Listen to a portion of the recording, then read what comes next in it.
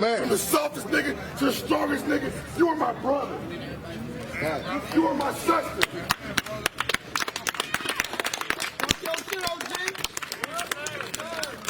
And for all the white people that say they down back, you better stay your ass with us. Can't breathe. I can't breathe. Make sure a motherfucker hear that shit. Cause it could be any one of them. Well, shit, fuck that. Fuck that. Boy, I done been there. I done had that foot on my neck and that motherfucking gun in my motherfucking head. Don't treat no motherfucker like that. Unless you down to hurt and man. I don't give a fuck what you talking about or what education you got. Why you fucking ass motherfuckers on City Hall better wake up and you know what? Fuck you. Here, how about this? You say you don't want no problems. You say that you all for Black Lives Matter and all this old shit. Well, you better get that motherfucking racism straight. Cause I'm ready to kill. I'm gonna say, I'm gonna keep it wild. Yeah, how about that? A lot of us take that. We ready to kill? I'm ready to kill. Because we being killed. I'll tell you right now. We being away. They woke us. We being killed. We away. Now, hold on. We away. Hey, OG, what's up? Every OG out here know. We failed y'all. But it won't happen another night. What the fuck? We got your back. What the fuck? You will be successful. How many motherfucking problems, issues? I owe you my life. I fucked up the city. You gotta suffer for my fucking up. You're suffering for me fucking up. For me taking this shit. I ain't taking it no more. No more.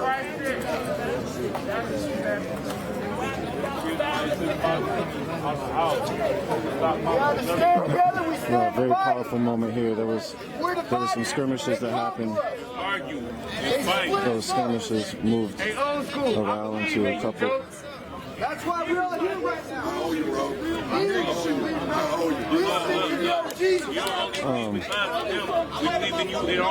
gotta learn from our history.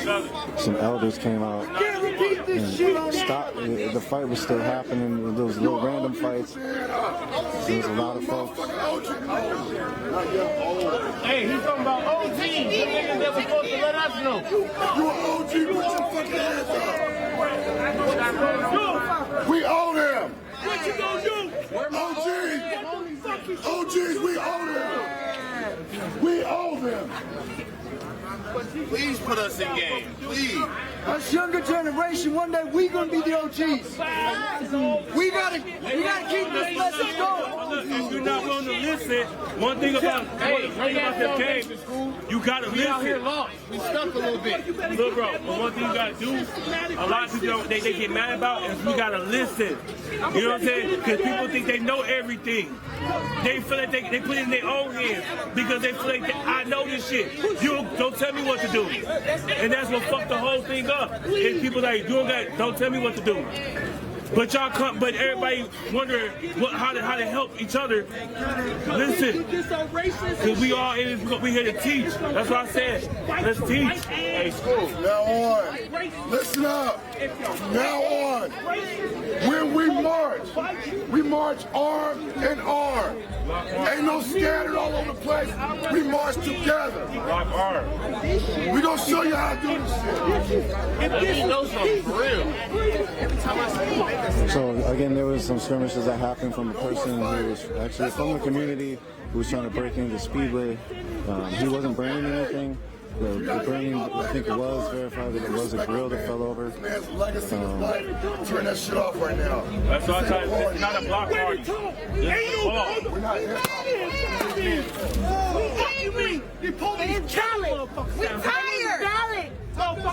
We saw a lot of really powerful moments these last 10 minutes. The community came out in the middle of the fight and stopped the fight and took a knee around the circle, around the mandala. No justice, no peace. No justice, no peace. No justice, no peace. No justice, no peace.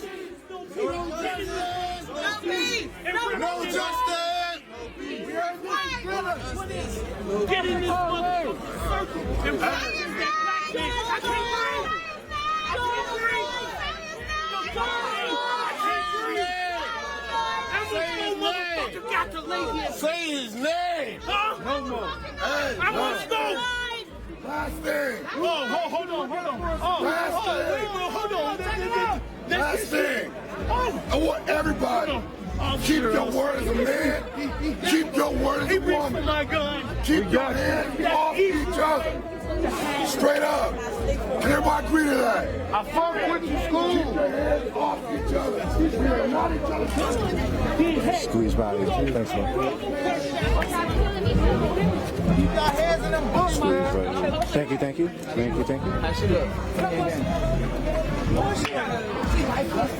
So that barricade got pushed over a little bit during the skirmish so that some of the cars can get out.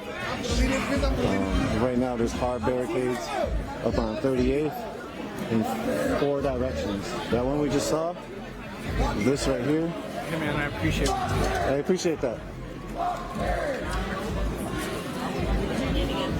This is the site of George Floyd's death.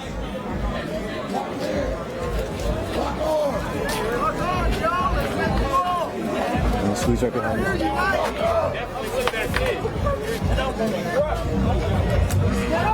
This is seen as complaining. Hey, let them young niggas know, boy. I did. We locked in. I did. Look at you right here. Like a cute. Y'all holding each other's hands. You don't even know each other. This is what they're afraid of. This is the type of shit we're trying to fight the establishment with. Unity. You want to end racism. You want to end hate. You stand united. One love, one peace. One love, one peace. One love, one peace. We can't do this alone. We need all our brothers and sisters from all our neighborhoods. By your head. By your head.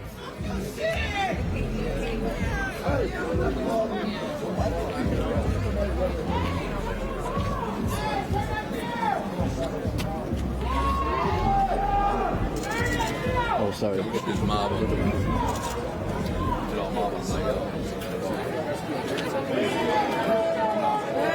not sure where they're going.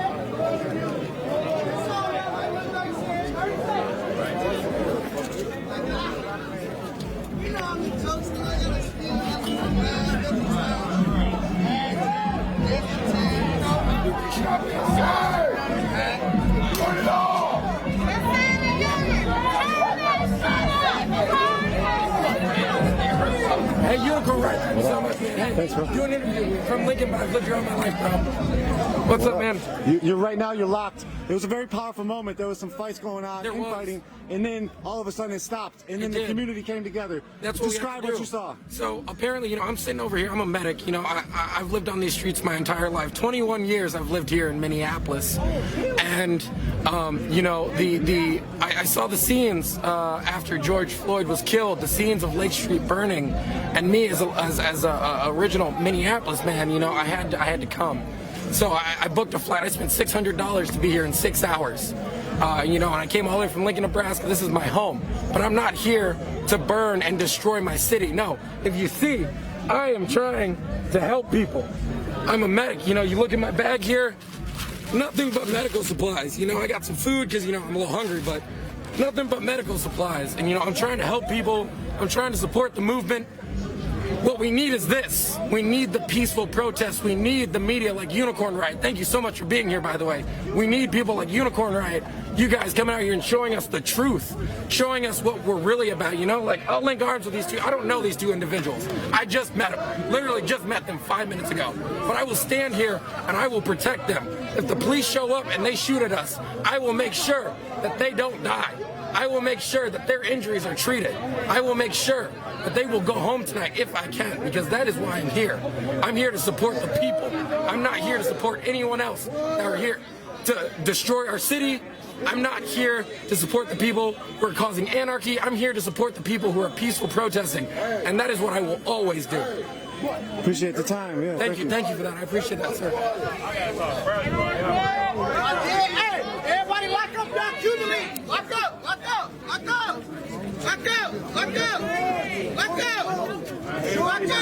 everybody bow your head.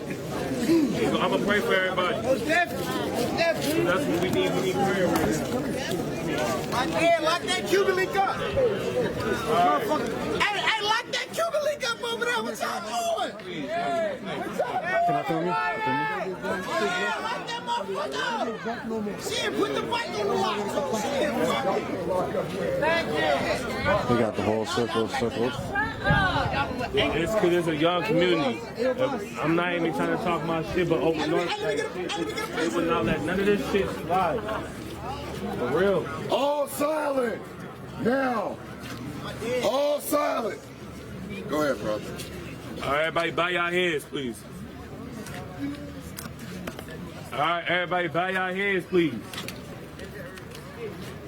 Heavenly Father, I pray for 38 in Chicago and all my brothers and sisters on this block. Amen. I pray that we all stand together as the image of you, or whatever that's fighting against us, I pray you remove it. Heavenly Father, I pray you anoint everyone on our soul and protect us in peace. Amen. Lord Jesus, I just pray that we all can wake up and stand still with each other and leave all the violence out of this circle. Amen. Heavenly Father, I know that you put us through a pandemic to open our eyes. So as we open our eyes, let us think smart and think wise. Lord, I pray you rebuke Satan, demons, evil spirit, negativity away from our mind, thoughts, and bodies and souls. Amen. Heavenly Father, I just pray that we continuing what we're doing right here. Let's bring a little bit of light into this, Lord. Please touch us leaders to give youth to the community. Let's break the ignorant out and bring the positivity in. Amen. Heavenly Father, I pray that you take anything that don't supposed to be around us far away from us. Amen. Lord, I ask you for forgiveness for all the things that we've done or are about to do. I pray that you protect us for everything that's 100 meters from us. I pray we get home safe. Amen. I pray for our health. Amen. I pray for our wealth. Amen. And I pray that tomorrow we wake up and leave yesterday in progress for today. Amen. As in today. Most definitely. Lord, thank you for letting us all stand together. Lord, thank you for letting me speak to the city. Every breath I take, I pray it touch their souls. Yeah, most definitely the world. Lord, I pray that this touch the world. Let the news reverse. Because we living in the curse right now that we trying to break.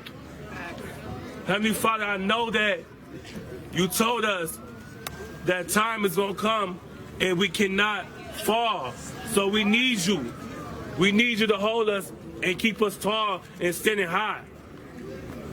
Lord, I pray you surround angels around us. I pray that you surround faith around us. Give us that strength to keep marching. Lord, I pray that you protect us. No corona, no nothing can come against us. Heavenly Father, I pray any KKKs or police or anything that's trying to take us down, I pray you put your troops around us and them angels around us. Lord, I pray we could turn this world to peace. I pray we don't have to look over our shoulders no more.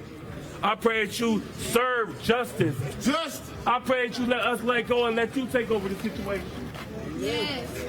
Let us turn our navigation off and let you direct the show. Lord, I pray that anything that we can. Hey, King. Hey, Right, King. so, Let them know it ain't no justice and ain't no peace. and Lord, you know, there's no peace if you can't take over and serve justice in our community. Amen.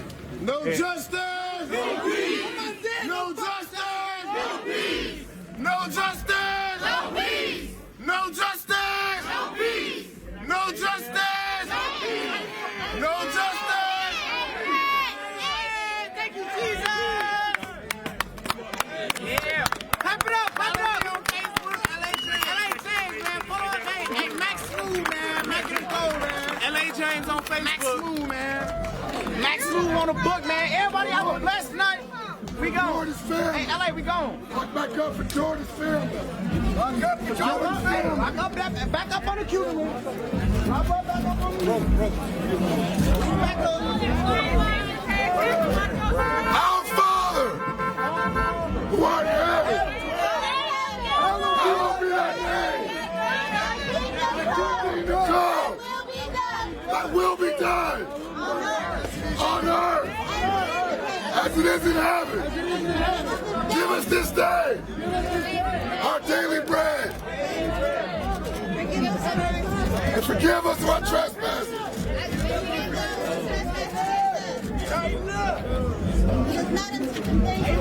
And forgive those that trespass against us.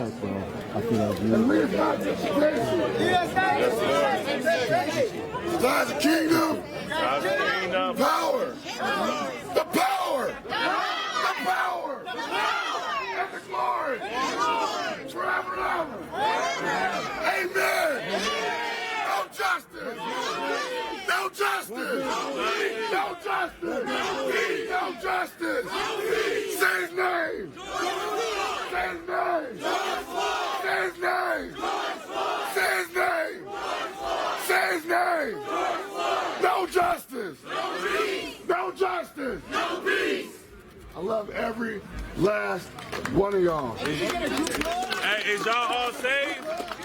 Is y'all all saved? Anybody want to be saved tonight? So while that prayer was happening, you saw tons of police cars roll down Park Avenue to the north. We're on 38th in Chicago. A bunch of police cars rolled down 38th, rolled down Park past 38th while that prayer was happening. So again, we went down and came back up. Thank you all for joining us. Nico from Unicorn Riot. This was a very powerful moment here.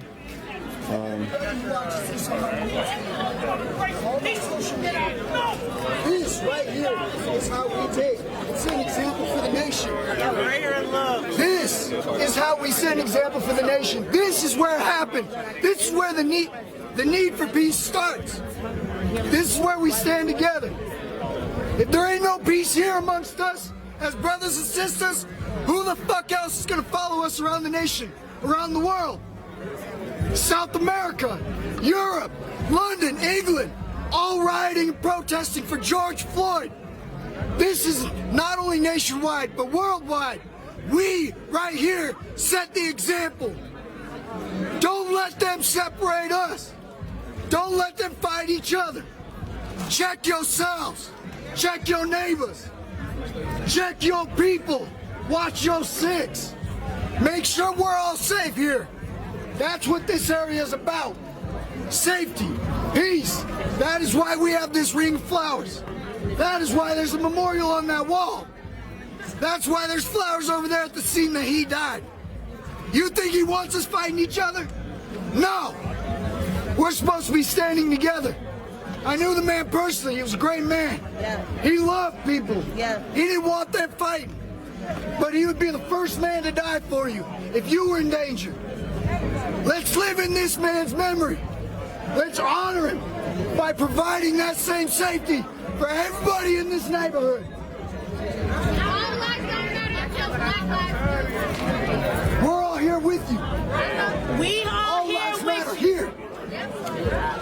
Black lives matter. Mexican lives matter. We all matter. Protect each other here.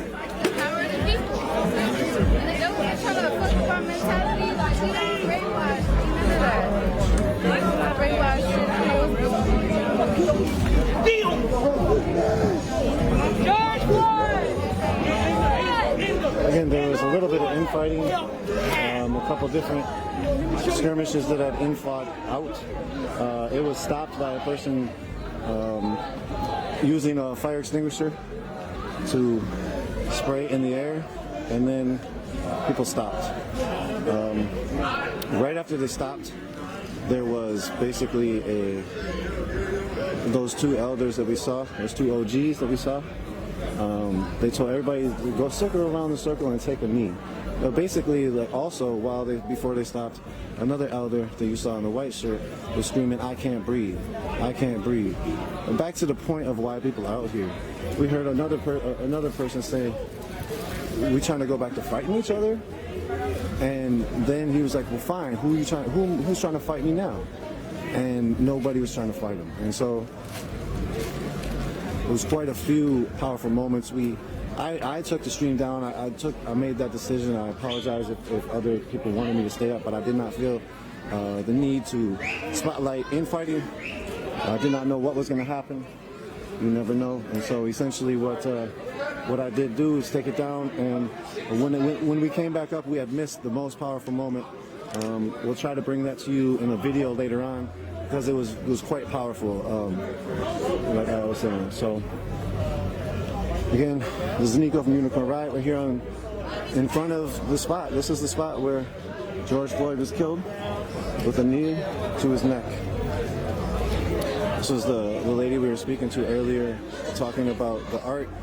She said these flowers were donated by people in central Minnesota, and they brought them here from St. Cloud, I believe, and it was a welcome sight for the community here, because the police last night, when they rolled through this neighborhood, which is a sacred space, they actually rolled over the flowers that were here. You see the barricades have barricaded this sacred space up on all directions. There's a barricade on that side. You see it with the trash can and some wood siding, fence siding. You see other fence siding over here. Trash cans. Trash cans. That's more cut both ways, baby. That's more cut both ways. And back over here, we got some more blockade. So people are not trying to allow the incursion of the police to come again. John Harrington possibly has ordered it not to happen, because it is 1:13 and it's 5 hours past the curfew, and they have not come in to this area. We had asked Arthur Knight, Deputy Chief Arthur Knight, who came here along with Chief Arredondo, and Chief Arredondo kneeled around the circle.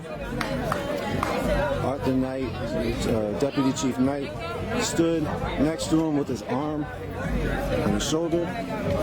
That was a very powerful moment for a police chief to come to the circle and acknowledge what's happening. We spoke to the police chief a little bit. We spoke to Deputy Chief a little bit. Hey, what's up? I see something funny. Yeah. So I did the face. If you look over, you can tell it's his beard on his face. Oh, but if you look at it this way, it looks like he's totally grinning. Oh, wow. Yeah, he's smiling at us right now. Look at you. But you made a smile. I'm not very good at rendering flowers. Well, thank you for sharing that. I had to take that stream down, and it's a new one. What's your name? Danielle Kiefer. Danielle Kiefer. Can you talk about real quick where all these flowers came from? Central Minnesota and St. Cloud gathered up all the flowers with the florist in St. Cloud. They asked them to bring them there, and then 2 cars drove all the way there, here on the same day that we spontaneously decided to make flower mandalas for George. Wow. The world coming together. Right. Thank you. Spontaneous. And thanks for showing me the creation you did with the rendering.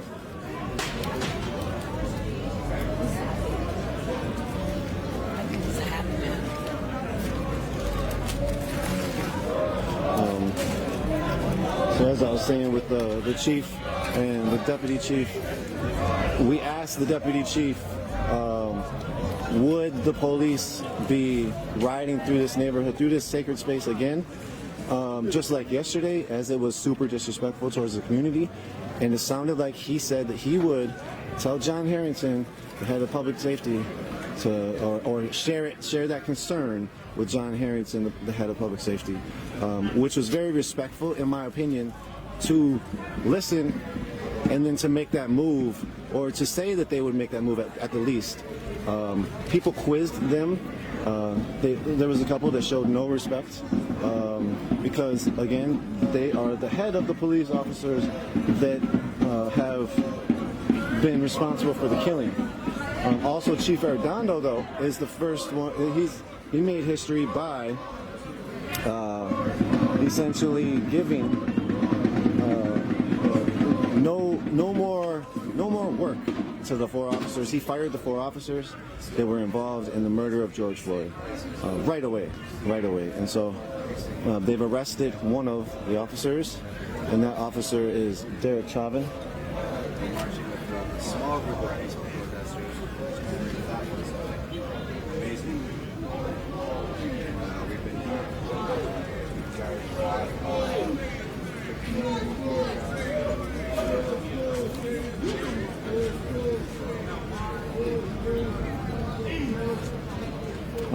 I still don't have the stats or anything. I didn't get a chance to look it up. You all have the internet, probably, if you're watching this. So check out what's happened. I'm not really sure. Mass arrests. There might be 2 scenes of mass arrests.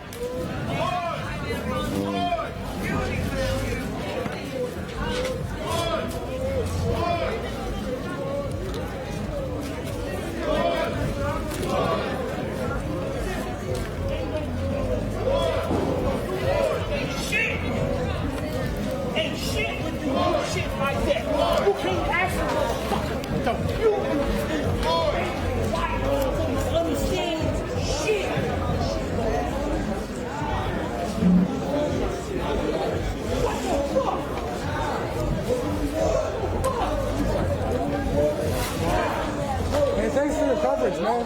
Appreciate that, man. You're welcome. No peace! No racist!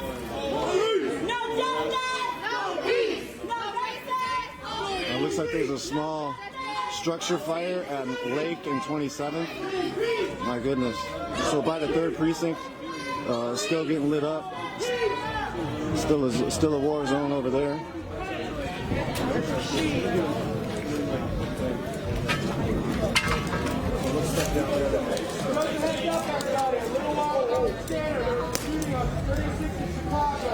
That may be because of that.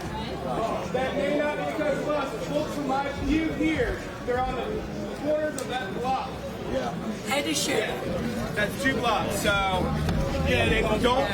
Yeah, it might not just be for us. Always keep it in mind. But yeah, don't cause panic. Don't cause fear. We've had multiple people run already. So you said there was a shooting on 36th? There was a shooting on 36th in Chicago. It was called a kettle. I'm on Wayward on Kettles where they surround us. There's one way out. I used to work with Chris and I was out there. Yeah, for sure. I know about you for sure. I appreciate it. Listen, Well, then we don't run, right? so mention what's called a kettle. Yeah. That's when they surround all sides and push you out, which is technically illegal. You can file lawsuits from DC. Just filed a lawsuit after J20. I'm from DC. That's a skateboard. We're not. Okay. We got perimeter security out here. That's good. What's up, man? Andrew Kimmel. What's up? I'm Nico. I used your film yesterday. Oh, no shit. Awesome. Of the slashing tires. I know you're journalisting right now. I'm here on my own. I was at BuzzFeed News for 2 years. Word. Can I ask you questions about what happened yesterday? Yeah, go ahead. That's fine. Man, how you doing? Good to see you. So Andrew Kimmel. Yep. You can pronounce your name, or you can say your name or whatever you want. Basically, what I saw on your video was that you got back to your car at the Kmart parking lot on Lake and Nicollet, and your tires were slashed, as well as everybody in the parking lot was slashed. I walked by there and I saw the car slashed, and somebody was like, "The police did this," and I was like, "Really? That doesn't sound like." But what? But they did. So yeah, what I was told. Well, first of all, you have to know that this parking lot, this Kmart parking lot, was one of the first areas that police moved into as soon as the protests began. Every single protester that was in that area was essentially pushed out, and that entire area was then controlled by police, and the National Guard also then moved in. No one was getting into that area. People were trying to blame Antifa. Bullshit. People were trying to blame agitators. Bullshit. Another reason why is because there were the medical tent was there, and so there was a lot of people that were in there. If somebody's going around slashing tires, not just one tire, someone went around and slashed every single tire to every single car that was there. There were over 30 cars that were there. That shit takes time. If somebody saw anyone slashing every single tire, they would have been thrown out. The only fucking explanation is the police. And then also, when I did get back, I had to go and show my press badge to the National Guard to even get in there. That was at 2 a.m. Police were still there. And then I was looking on Twitter. 2 people were live streaming, and you could see that there was a police line, and that they started slashing a pickup truck. So there was two live streams that showed that. There was a photographer that was in that live stream. So I don't know if you were out there and you have pictures of this, but we need to see some more photos of that because the police committed acts of vandalism last night. At the Kmart parking lot, they slashed all the tires. And they also destroyed the medical tent, which, by the way, in fucking war, you destroy, you go after fucking medics. Yeah, that's a war crime. It's a war crime. The police are doing that here. And tonight, even tonight, I spoke to some of the volunteer medics. Police have been targeting medics tonight. They also went after some of the journalists that left here. They took their cameras and they grabbed their press badges and they arrested them. That's all happening tonight. Wow. And we're seeing it around the country. All over 4 murders. They're murderers. They are murderers. It's a lot more than just. And this is the thing. You're seeing this divide. You're seeing this divide on social media. There's people that, obviously there's a lot of people that were saying, holy shit, the police fucking did this, right? Then you have all these other people that say, no, that was bullshit. That's bullshit. That was Antifa. And those people are there just to agitate and to make people fucking question their reality. Yes. We know what we saw. We know the reality of the situation. We know that no one else was in that area except for the police the entire fucking night. Right. Big facts. And they shooting at people. Yeah, I spoke to the two of the medics that were at the medic bay, and they talked about what happened, and they also talked about the tires being slashed. So, have you ever seen that in your journalism? No, I haven't. And so tonight, did you see or you just heard? I heard from multiple witnesses, including one of the medics, who told me that fellow medics of hers actually made it out, but that they saw people that were getting their cameras taken, press badges, and medics being arrested. And go ahead. I was here being interviewed by a press leader. He was interviewing me when they started tear gassing us right here the other night. I ran from here all the way up to 44th and walked all the way down to what's that park down there? There's a park all the way down there. It's like McRae or something? No, that's it. No, another park. It's a park. It's a park, okay. And then I came back. I slept here that night. Wow. And then I woke up in the morning, it was a mess. It wasn't here. It's all a mess. I literally helped correct this space. That barricade, apart from the fence, I put that up. I helped serve food early in the morning, breakfast, cereal, milk. We've been helping this space. We've been keeping it clean. They gonna fuck it up, we keep it clean. Because if we don't, they're going to assume that we are here being messy and being ignorant and being thugs. Donald Trump called us thugs, right? But the white folks is burning down shit. So is some Hispanics. So is the other races. So they're thugs too, right? So all other races, welcome to thug life. You're now a thug now. White folks, you're now thugs. Because you're burning shit down, you're now thugs. Donald Trump said it. Your president said it. It must be true. It must be true. Your president said you guys are thugs because you are burning shit down. And I'm going to say it again. I keep saying it on everything I go on. White allies, if you do not see a black man or a black woman throw something fight a cop, burn something, steal something, don't do it. Don't do it. Don't throw rocks. A white man got knocked out the other night for throwing a rock at the police in a peaceful protest. We choose to be peaceful. We are strong. We will force our hands. So if white allies are with us on a peaceful march and you throw a rock, you shoot a gun, we're stopping you and moving you around because it's not right. Because the white man throw a rock, they're going to assume it was a black man.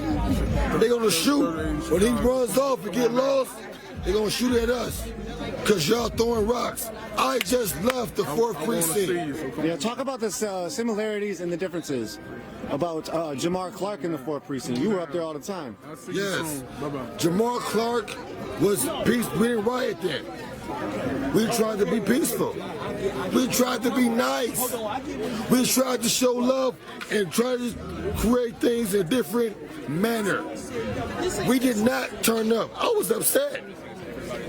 I was even more upset after the white supremacists came and shot at us. 2 of us got shot. 5. Yeah. Can you explain what had happened with the shooting? Totally. So white supremacists came up there. Alan Scarcella, Julio Suarez, and Nathan Gustafson, to be specific. Alan Scarcella was the shooter. Came to the 4th precinct, came on the block. We saw them coming. We stopped them in their tracks, told them to turn around. They turned around at the peak for a moment. They started shooting. They started shooting at us. Hit Cameron Clark, hit Weeks, Wesley, and 3 others. Yeah. We ran to the wall of the precinct. They was on the wall of the precinct watching the whole shit go down. And we said, the man is shot. We need help. He said, ain't this what y'all wanted? Did you get that on camera? Fuck. Man, I guarantee you, it was sick. You did? It took them, they're an hour to get there. It took them, He's talking about the 4th precinct. When they said that. It took them damn near from 20 people. an hour to get there to the 4th precinct. It took Black Lives Matter 10 minutes. It took Black Lives Matter 10 minutes. It was right there. Which is kind of sick. Low key at the time. So there's some similarities within when the white supremacists first came. They came November 22nd, and then they shot it up like November 25th or something like that. I can't remember specific days. Oh, and then post on Facebook in the car. They were doing all that. Yep, and they came down there and they made fun of people on their live stream. Anyways, I want to bring that up because what I saw was a shift at the 4th precinct where street gangs, street organizations were connecting to each other so they could then make a perimeter and secure the perimeter and have the hood came out.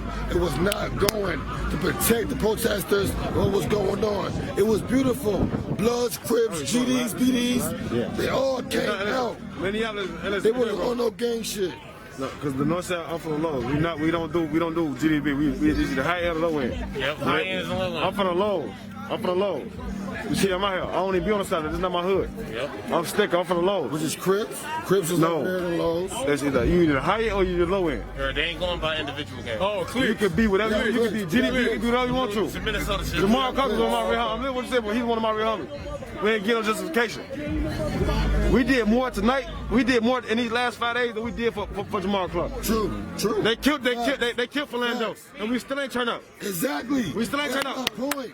But now it's time for us to make a stand. That's my point. I ain't gonna lie to you. That's my point. I'm outside.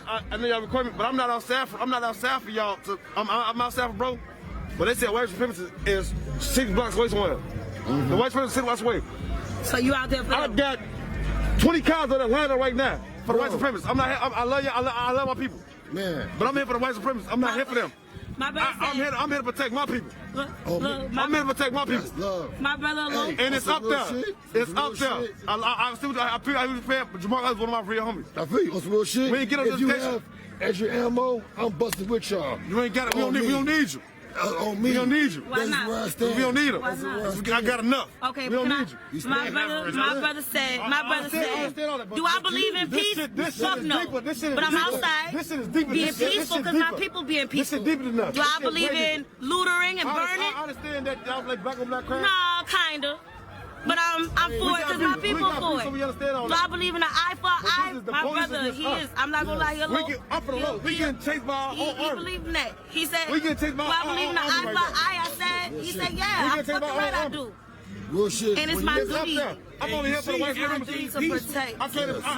Yes, I'm out here ready to handle people if I have to. For my people, because it's his duty. You know, that's his duty to protect us. When you in prison, so it's like when you built like that, that's your duty to protect your people.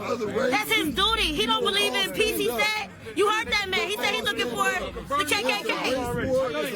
That's what he's looking for. But ain't he right here with us? Because we being peaceful? Yeah, they take man, I love my that's the same thing as I made a post today. No difference. I will show you. Stop running. Listen, how y'all running for the KKK? In prison, when if a black man gets pressed by white supremacists or other races, the whole black team stand up. It's brand new. Yeah, follow. Just got there yesterday. And the whole white supremacists is picking on you. They're going to stand up, protect you. That's cold in prison. Same on the streets. We're going to stand for our own. It could be an op of ours. We're going to stand for our own. You got to understand it.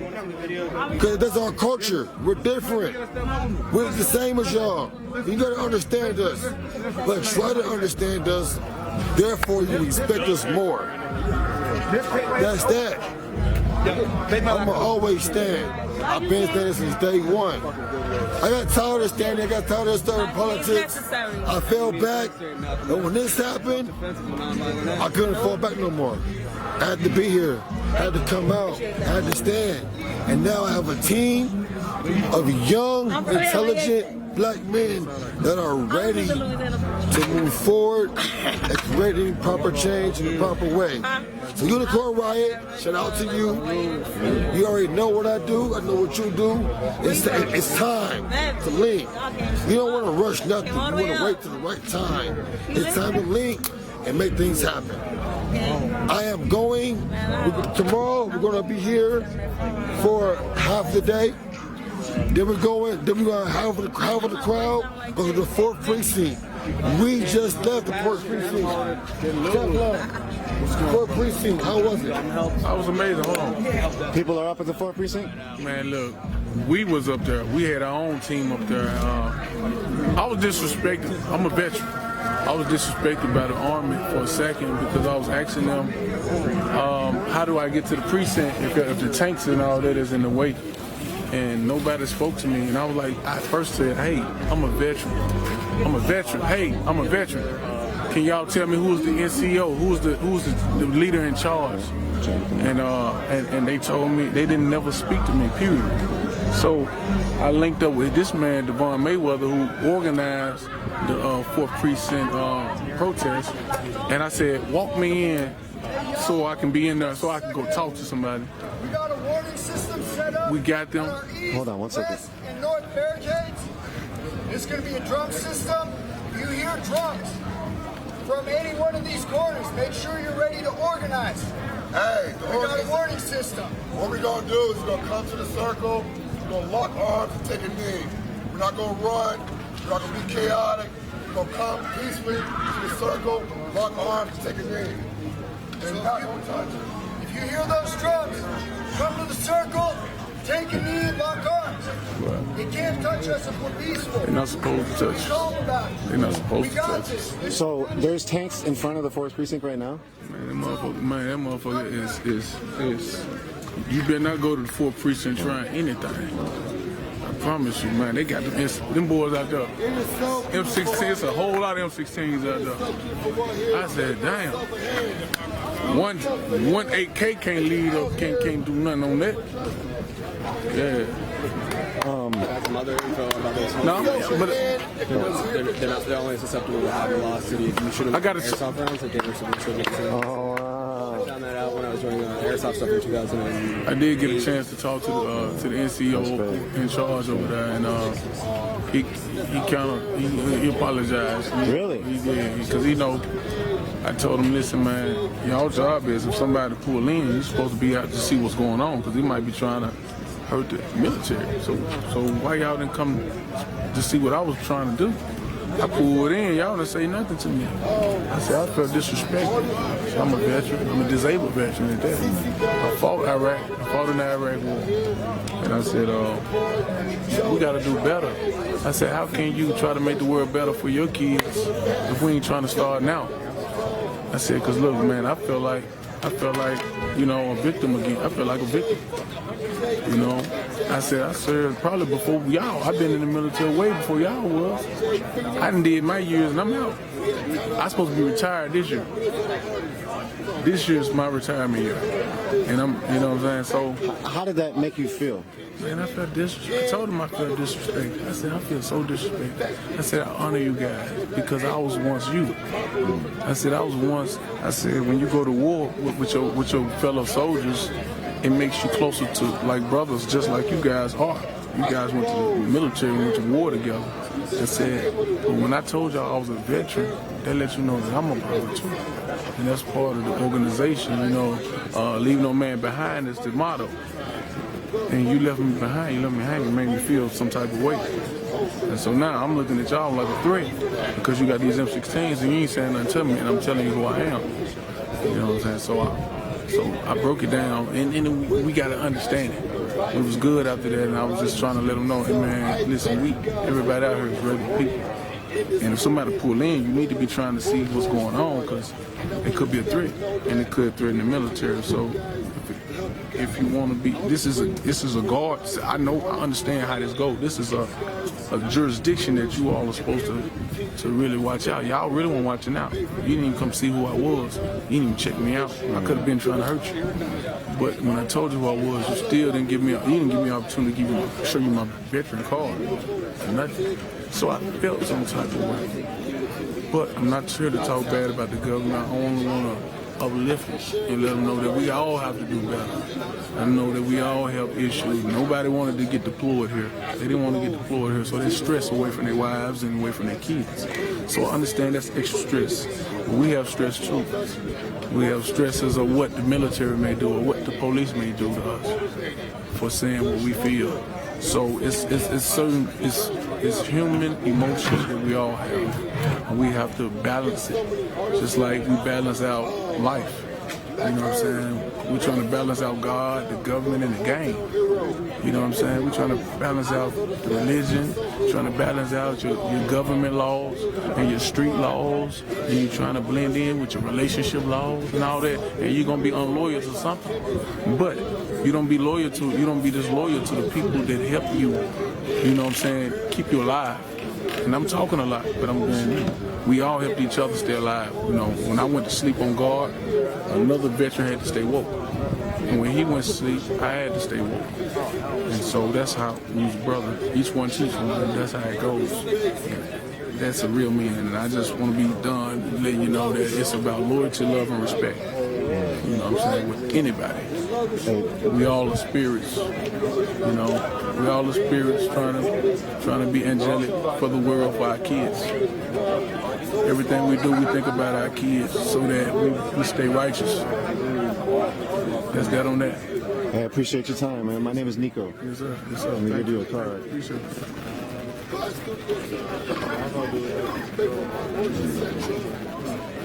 Thanks, man. Thanks for your time. Yeah, for sure. Yeah. You made a really good point as to like, oh yeah, the officers, the military, they don't want to be here.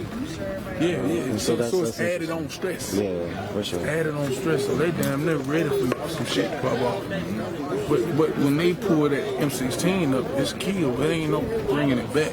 They ain't got rubber bullets. I know what's in the M16. Either it's blanks or it's real bullets, and they ain't got no blanks. We do blanks when we shooting at Marines when we playing. You know what I'm what I'm saying? I'm looking for. I don't think I have one. And it's a machine that'll shake. Yeah, I'm part of Unicorn Ride. My name is Nico. I never heard it. Word. Dang, I wish I had a card. No, I'm gonna look. Check us out on the internet. That's all I fuck with is independent. Okay, word. I don't fuck with that bullshit. I see what they playing. So I see you out here. I see how you move. I appreciate it. Word. Thank you, man. Appreciate that. Yeah, I have a card tomorrow though. If you're around. Yeah. Come get me. I appreciate the time. Okay, no problem. What's your name? Don. I'm Don Askew. Don Askew. Good to meet you. I'm the rapper Teflon Don. I got songs with DJ Khaled. What? Okay. Google my real name. I'm sure. What's your real name? Damn, where my phone at? How do I spell it? Here, look, you write it What in did he here. do with my phone? The phone, where my phone at? It's in his pockets. You can see it. I gotta fucking make sure. Oh yeah. Nigga leave my shit anyway. We don't give a fuck. Write your name in there. I'll look it I up. want you to go on Google. Oh yeah. Okay, I'll go on Google. One time. Bang. Bang.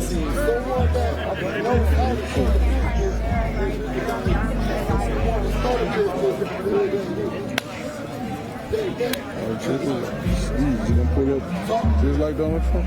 No.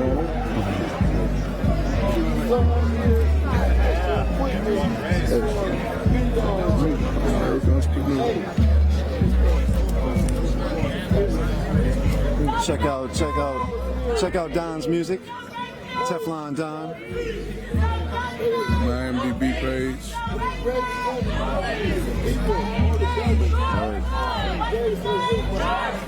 All right, you got a bunch of songs. Where are you from? Memphis? Is that what it is? Memphis, Tennessee. All right.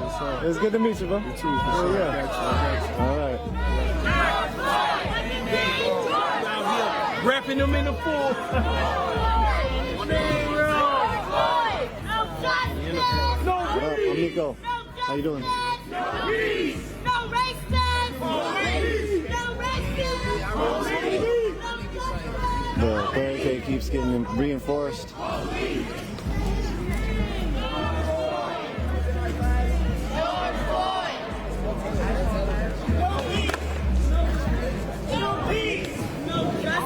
No peace! That's probably all I know. Love y'all.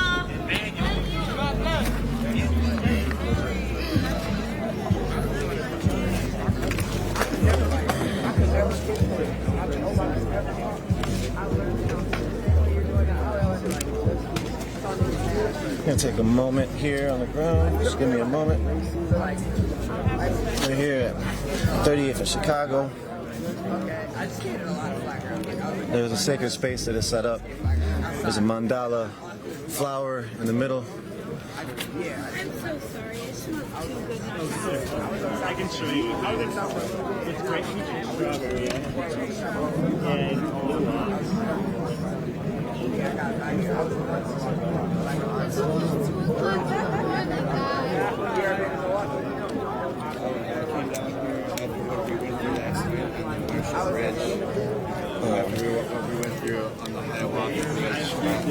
I was real nervous coming back out here. Police have not come into this area. There's not been any police presence in this area all night, except for the police chief and the deputy chief. They both came here and showed their respects. The police chief kneeled, and it looked like he was praying. The deputy chief stood with him and held his shoulder. What's up? Huh? Oh, sorry. I was talking though. I'm talking into my camera. Sorry. Yeah, it was cool. I was like, it's cool. What's up, man? You too, man. You out here all the time. Yes, sir. Pepper spray? Only a couple. Only got hit with one marker round. It's not too much. Yeah. I haven't been hit with any rubber rounds. They were aiming for my dick last night. But I've been pulling people out, and they've been intentionally, they threw flashbangs and shit directly at me. Yeah, I feel like they're throwing a few at me for sure. Wow, good. That's amazing. Wow. You're either very quick. It's a mixture. Yeah, okay. I do enough to make myself known and get people out without causing. Although I did they find a live green round, marker rounds, on a live one, it wasn't a gun. Yeah. And they had me at gunpoint for lethal. So all you need, top of a chain link fence as a tool, large hinge, some kind of wood or plastic for a handle, spring, and screw. That's the gun. Oh, wow. No. It's a movie or what? Yeah. No, there's a guy who has to because his back, he has to run back, and it's like this is fucking weird motivation. But you have to do that a lot when you're carrying the bag. All right, I'll check it out. You know, it's really, it was like it was already killing me, and then I wore a flak jacket yesterday. Oh, and yeah, that was, and I walked like 45 blocks home, and yeah. Yeah, I mean, I carry all my shit with me, fucking, because I got just another camera in here, so okay, and that shit fucking kills me. But I've also not been out for 3 nights, so. Oh, this is just getting weird. What'd you just say? I'm sorry, I got distracted. I mean, just like, my back hurts too, basically. Yeah. Yeah, sorry, I mixed up micro and mini. Jen needed a... Oh, yeah. Oh, it's you, yo. Hey, thank you for that, though. Hey, doesn't matter. Thank you so much. If you do end up needing a cable, I have one. It's like an adapter, and then... Right. Well, appreciate that. Yeah.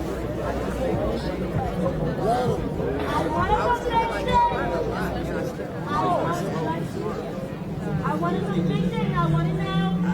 I want a conviction, and I want it now. I want a conviction, and I want it now. I want a conviction, and I want it now. I want a conviction. I want a conviction.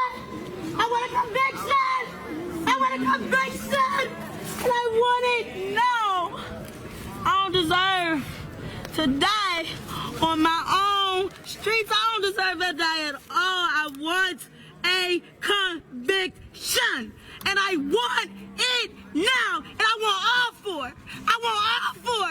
I need all four. I need all four. I need all four. I need all four. I need all four. Do it now. So reenactment. But I want justice. I want justice. I want justice. I want justice. I want it now. I promise to God I want it now. My people not gonna keep dying. And that's on me. I swear to God, that's on me.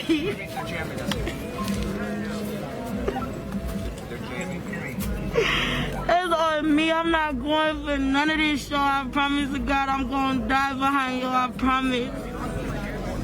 I promise I'm going to die behind you. Oh, they murdered this man right here on my block. I went to school down the street. Pillsbury. I was the college student they donated to for me to go to college. I'm a brave new poet. I'm a brave new voice poet. I went to Philly. They fuck with me. I love them. I love them. I love all my people who stand with me today because, y'all, we did not deserve this. I can't even explain to you. I wake up and I just feel sick. I haven't ate. I haven't slept. The medic like, Vine, you need to eat something. He don't even know my name. He just like, I gotta, you been running, you been riding, you been, man, I swear I've been outside, no sleep, doing this for my people because I would die behind y'all. My life don't mean nothing without my people. And pro-black do not mean anti-white, don't mean anti-anything. Y'all all my people. This shit is wrong. This shit is wrong and I'm angry and I'm hurt and my people is angry and my people is hurt and they gonna step behind me. They gonna step behind me because we ain't asking to live in America. White people get the privilege to live. Why can't we? Why can't we? If I would have did some shit like that, I would be already in jail until they did their investigations. That man, I'm here in Florida. Can anybody confirm that for me? Is this man in Florida or do we know? I want to see a national arrest. I want to see y'all social media. I didn't see no mugshot till, I don't even know if that bitch is legit, because I ain't see no arrest. I ain't even see no arrest. I want all for it. I want to see it on video. I want it broadcasted. I want justice, and I want it now. No justice. No peace. No justice. No peace. No racist. Police. And that's law.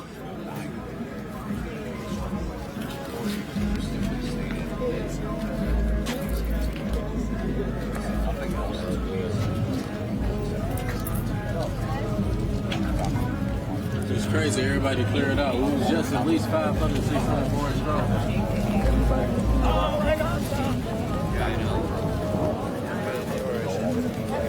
All the cars gone. Yeah, once the fucking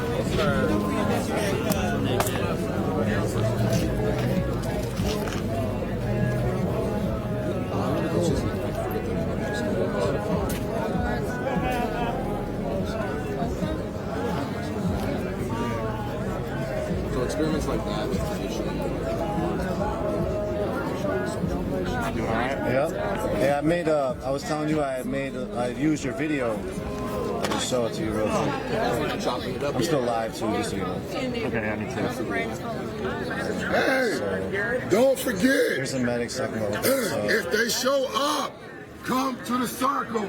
Lock arms and take a knee. If you run, it's going to make it that much easier for them to lock us. The whole world is watching right now. We got plenty of streamers right now. Come to the circle and lock arms. Take a knee. Do not run. Oh, nice. Thanks, give us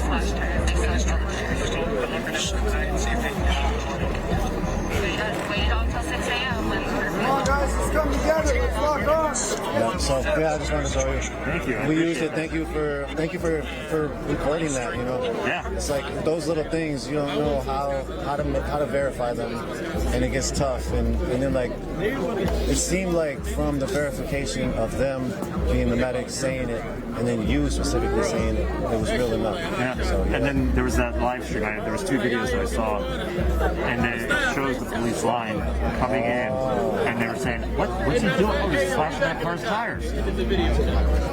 It was far away, but we know it because we know what the fucking police line looked like. But obviously, there's people online that are saying, "Oh, it's too far. It's Antifa," which is why there was a photographer that was on that live stream. I want to know. I need to see those pictures. We need to get out there.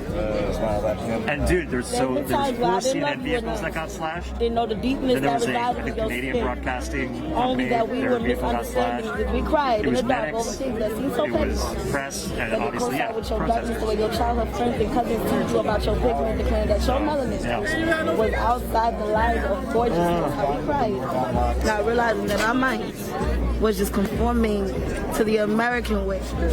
Our minds believe. Everything hurts.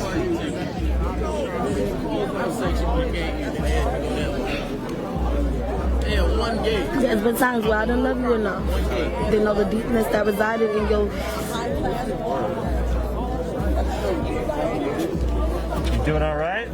I'm good. I'm so happy, y'all. Atlanta, Philly, New York, Washington, England, UK, all these people stepping behind us. Like, what? Man, we ain't nothing without our people. People think, oh, y'all community is the people. We are the community. I promise to God, yes, I don't support whatever, looters, burners, whatever. But at the end of the day, I understand them, and I'm with them 100%. That's all. I have an understanding. I'm with them 100%. Nothing will burn if we just get our justice. Nothing will be stolen, because I don't understand how y'all can steal a life, but we can't steal pointless fucking shit that don't even matter. Like, that's a condition. Like, that's a condition. What the fuck is money? That ain't shit when you out here dying. Nobody give a fuck. All this stuff belong to us. And I'm hurt and I'm angry and I ain't did nothing to nobody but want to breathe easy in this world because I deserve that. We deserve that. And I want all 4 and I want them convicted because nobody should have to die like that on my street. Not on my street. I ain't having it. I ain't having it. I ain't having it. I ain't having it. I ain't having it. I want to go for none of that. And then to give us 3rd degree, you won't do 3rd degree murder. That is spit in my face and I ain't never going for nobody spitting on me. So why in the world would I go for them, the protectors other people. Like I need, like we got people standing with us all over that just want to see us breathe easy, and I appreciate them 100%. There's good cops standing with us, aiding us, medics. I tried to tell people, I told people, I said, this is not a riot, this is a revolution. Look at my voice, y'all. I ain't nothing slept. I be outside all night, every night. Somebody asked me today, like, Queen, you been staying out of trouble. Like, don't ask me no questions. I've been outside. I don't get in no trouble. I ain't nobody. I'm somebody's child, my mom, my father. I know they like, man, I want my daughter to stay inside, but I wouldn't be who I am if I didn't fight for something. I gotta speak. I gotta spit. I gotta let people know, like, I'm gonna step behind my people because we deserve to live, and I was prepared. That's crazy. You ever had a conversation with yourself? You know what I'm saying? I want people to acknowledge, I want white people to acknowledge that they do have white privilege in this world, and that they are not treated the way we are treated, and that they don't. I had people coming to me, white people saying, oh, we don't have no white privilege. We got just as much as the opportunities as y'all got. Like, if you don't get on my face, and you know what? I ain't even give him no conversation, because I have dialect with people who respect my experiences and who ain't telling me I'm a liar. What I'm a lie for? What I'm a lie for? Like, I don't gotta lie. My brother is sitting in jail right now 20 years for a crime. I know he did not commit. I know he did commit. She said she was lying. And the state picked it up and said, nope, she was telling the truth. Cause he have a history. And I understand that, but come on now, like she said, there was no even evidence. Like, no, I'm not going for that. We have evidence, and this man is roaming free. Why my brother not? Why my brother not? Why is so many people not? Thank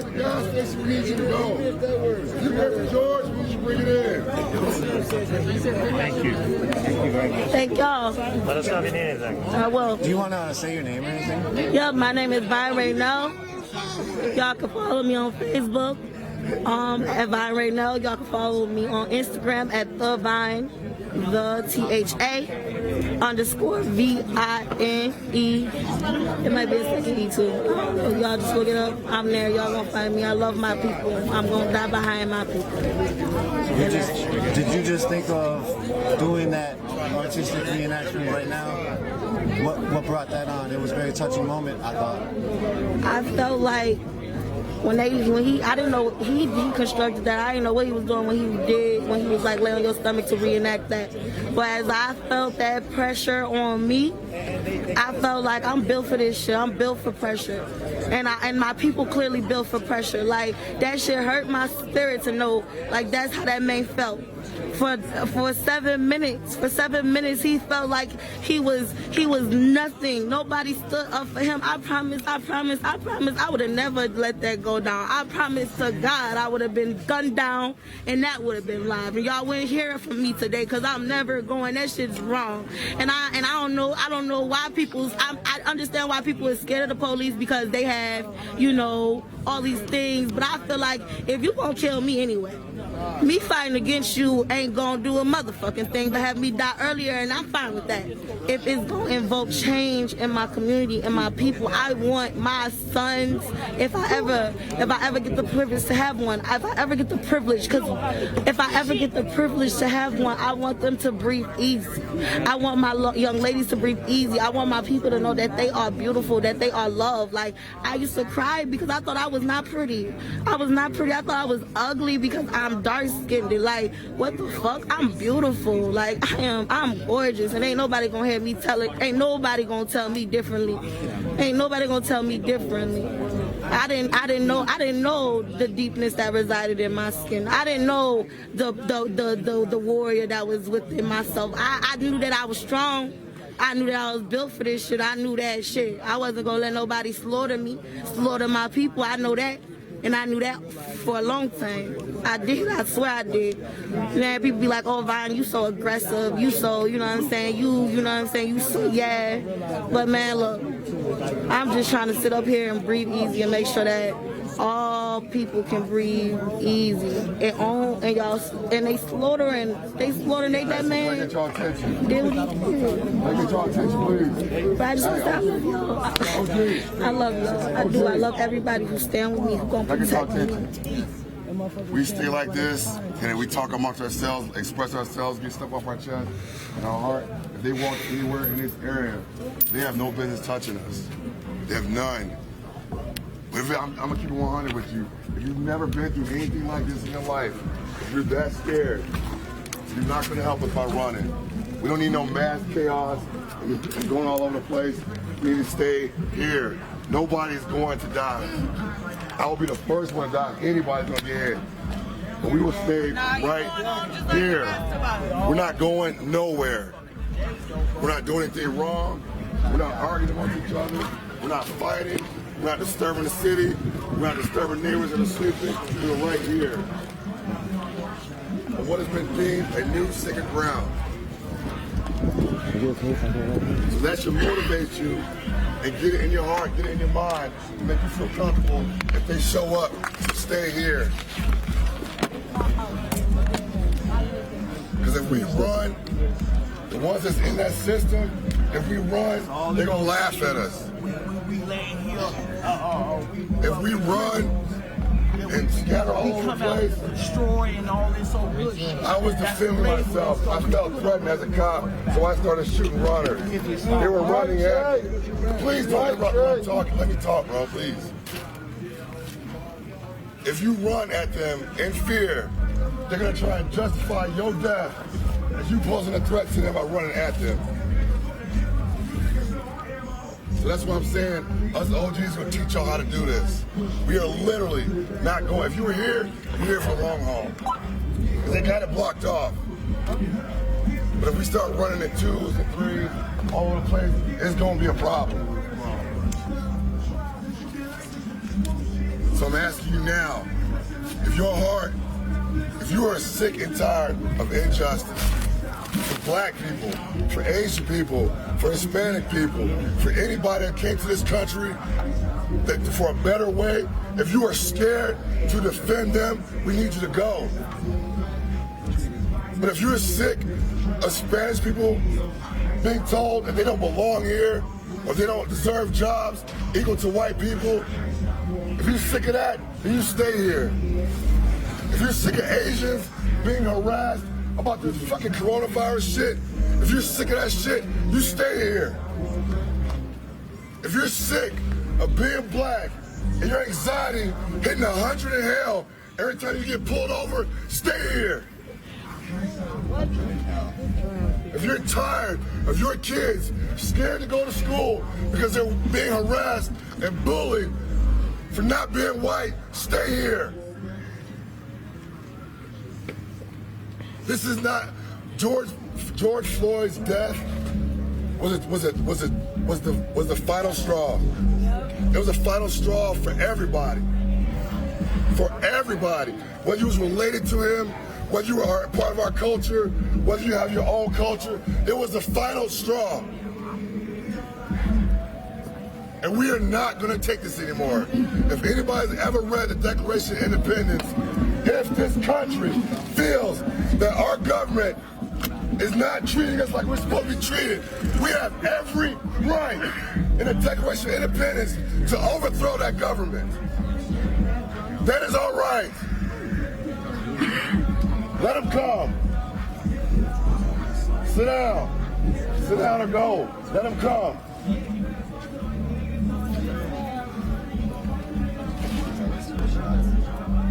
Every person here that is Hispanic, that is white, that is black, you are representing a lot of people, a lot of sick and tired people. We have white people here that are representing the people that aren't racist, that are sick of their own people being racist. Amen to that. We're not taking this no more. We are not taking this no more. It's over with. Say what you just said. I said amen to that. Guys, alright, so I guess now I get a tiny little platform because this ain't even about me. I'm from Florida. A year and a half ago I chose this community over the beach. A year and a half ago I chose this community over the beach, okay? Because when this city speaks, I learned that things move around the nation, okay? I learned that through the LGBTQ community getting the rights that they have now.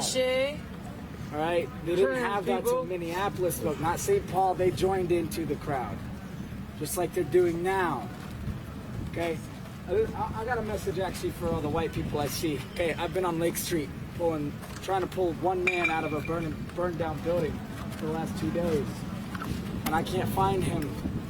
So to my white people that are standing, sitting, whatever you may be doing, if it comes down to it, if you are here for this man, for this young lady here, for anyone else that does not look like you, and it comes down to it, please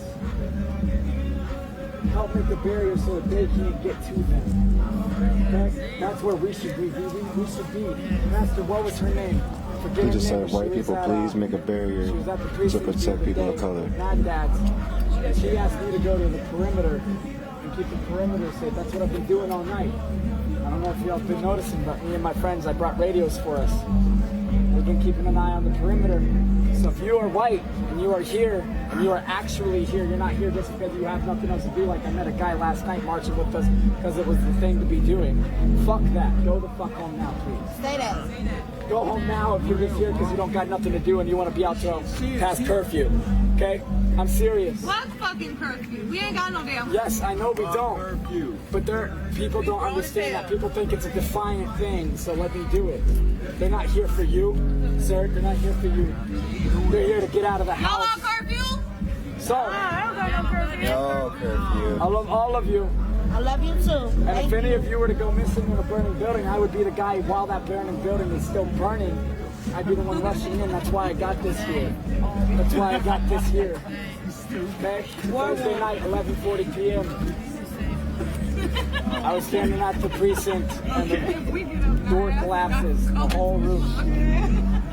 And all I hear is there's a man inside. We can't get him out. I had an axe. I was trying to chop through an iron. Yeah, that was true. That was good. Yes, sir. How many people did it take to get me to stop crawling? A lot. Crawling and people trying to pick my legs out. It was crazy. I was riding by when it happened. It was crazy.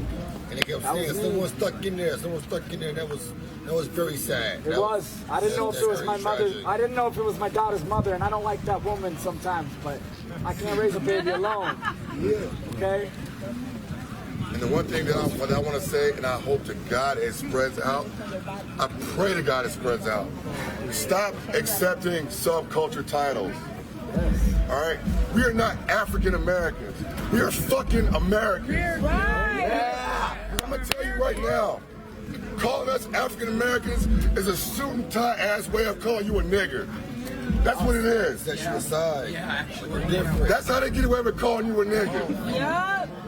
I'm a fucking American.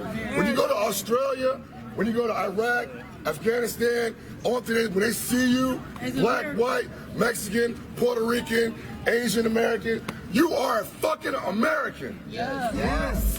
Point blank, period. When I deployed and my brothers were captured, it went out on the message goes out, an American soldier was captured. That's what the message goes out. It doesn't go, an African American soldier was captured, a Mexican American soldier was captured, a white American soldier was captured, an American was captured. Stop accepting this shit. White people, tell your people to stop calling us that. I am beneath no man. Yes. None. If I'm not equal to you, you best believe I'm gonna rise above you. But you're not gonna call me Still can't and get make this me up. subculture to anybody.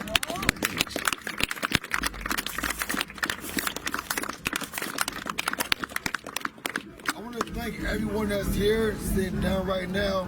This is beautiful, this is unity, this is love. Everyone go live if you can. Go live, show the peace here. Show the love here. Show the unity here. Show the real narrative. Show the real news. We are the media. We must be our media, but the media ain't here. So they see what's really going on when no one is looking. They will show you chaos. They will show you someone drunk, talking crazy on the camera. They won't show you this. They won't show you this voice. They won't show you other voices that been out here telling the truth and lifting us up. in spirit. If it was messy here, you wouldn't be here. When the cops came here and destroyed everything, shot tear gas, we as a people cleaned this up. So give it up for yourselves.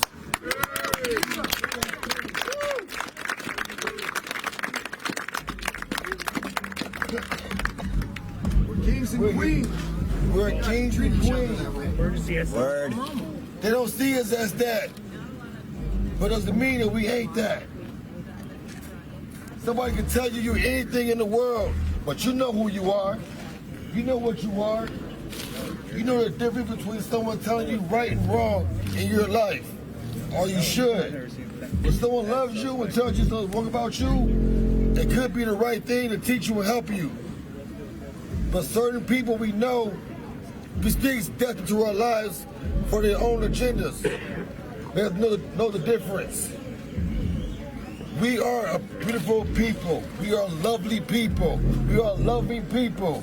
If you didn't have love in your heart, you would not be here. If you ain't have love in your heart, you would not be here. Some of us just left the 4th precinct just getting back here.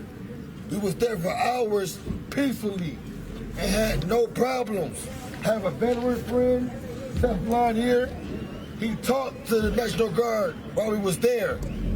He's a veteran. Made it more peaceful for us to be there.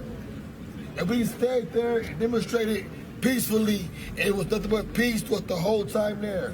We laid down on the grass, lay in the street, hands behind our backs. We demonstrated in a peaceful way, and it stayed safe. Past curfew, in front of the station, no guns shot, no bullets, no tear gas, no nothing. We walked up chanting, no fires, no looting. No fires, no looting. And they knew we was there peacefully. And it stayed beautiful out there. We was able to send a message to millions. Hey, I'm gonna speak. Fuck it. My turn. To millions. Roll this man to the circle. Don't speak. He's so silent. Never talk. I love that. Talk about it's my turn. I got a phone full of love. Hey, I just want to tell everybody that's here right now, yeah, every kid in this neighborhood I coach. Football, basketball, baseball, t-ball.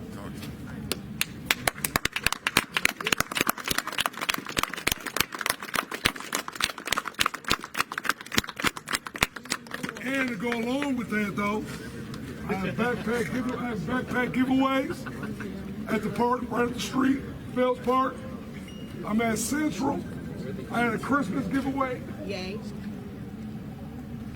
I'm a CEO of Minnesota Black Love, MN Black Love.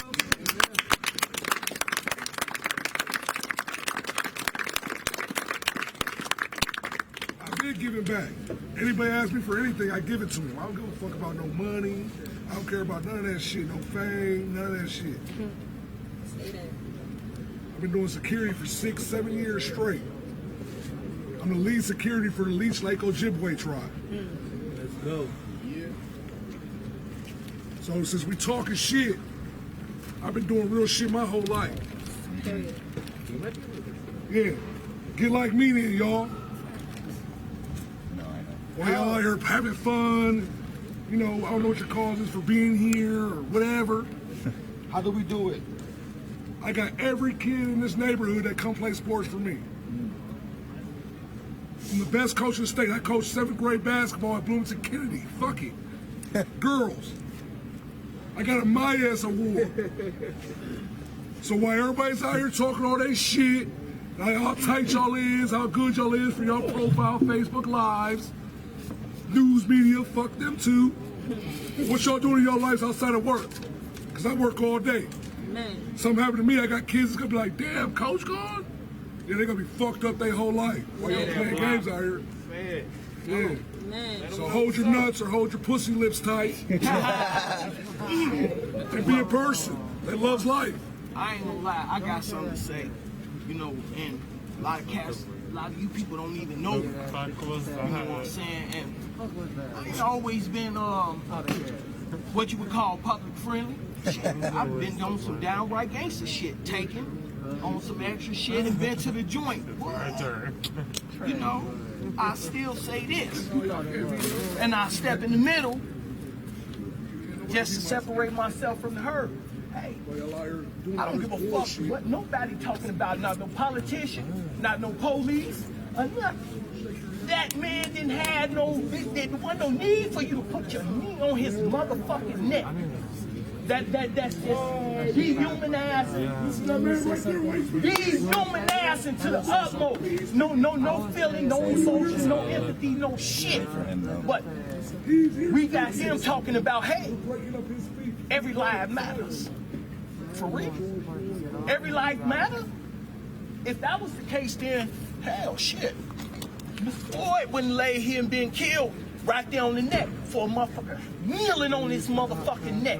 3, 4 of them. It don't make no motherfucking difference because if it was me, you, anybody, that man gone. Anybody, them talking, oh, he broke the law. He got to pay for it. You a piece of fuck under that motherfucker. They can take the teeth in. It wasn't a death sentence, though. You will be up under the jail, but they make justification for officers. And then them good officers that rotate through the community, that always laying here saying they got a hand, they know who these old fuckers is. How about that? They know who they is. They know who every dirty motherfucking cop, even if they don't got nothing on them. Nothing on them. They know who the fuck they is because that's their peer. You fucks with them. We hear you. How you don't know what's going on? We hear you. Even if you don't participate in it. They guilty by association. Like Can we is. I have the floor, though? But here, hold on, sis, I got you. I would love to hear from black women. We've been hearing from men for a while now. We've been hearing from from men for a while now. I would love to hear from a black woman. Come on. I would love to hear from some trans people. Listen, I love everybody here, but speaking about genitalia is not right as a non-binary black person, as a black native person. I could not sleep, so pause. I came to this, let me talk. Let me talk. We are one people, but let me tell you something. Let me speak because there was no tension. There was no tension until I asked to speak from divine feminine energy. Let me tell y'all something one time. I'm a black native. I'm speaking. No, I don't want to stand up. I don't need to stand up because I'm with my people. I wanna in this moment, I wanna speak with divine masculine and divine feminine energy. I don't need to stand up. I don't need to stand up. The spirit is not calling for me to stand up. My voice can be heard while being amongst the crowd. I'm going to tell you something. As a person who practices hoodoo, you need to understand this visual is at a crossroad. That means Papa Legba is present. That is an African deity who has been deemed as the devil by white supremacy. Now let's listen. As a black native person, I feel like I need to call into this space. We have been hearing from a lot of men, and I appreciate that. I understand that, especially from black men.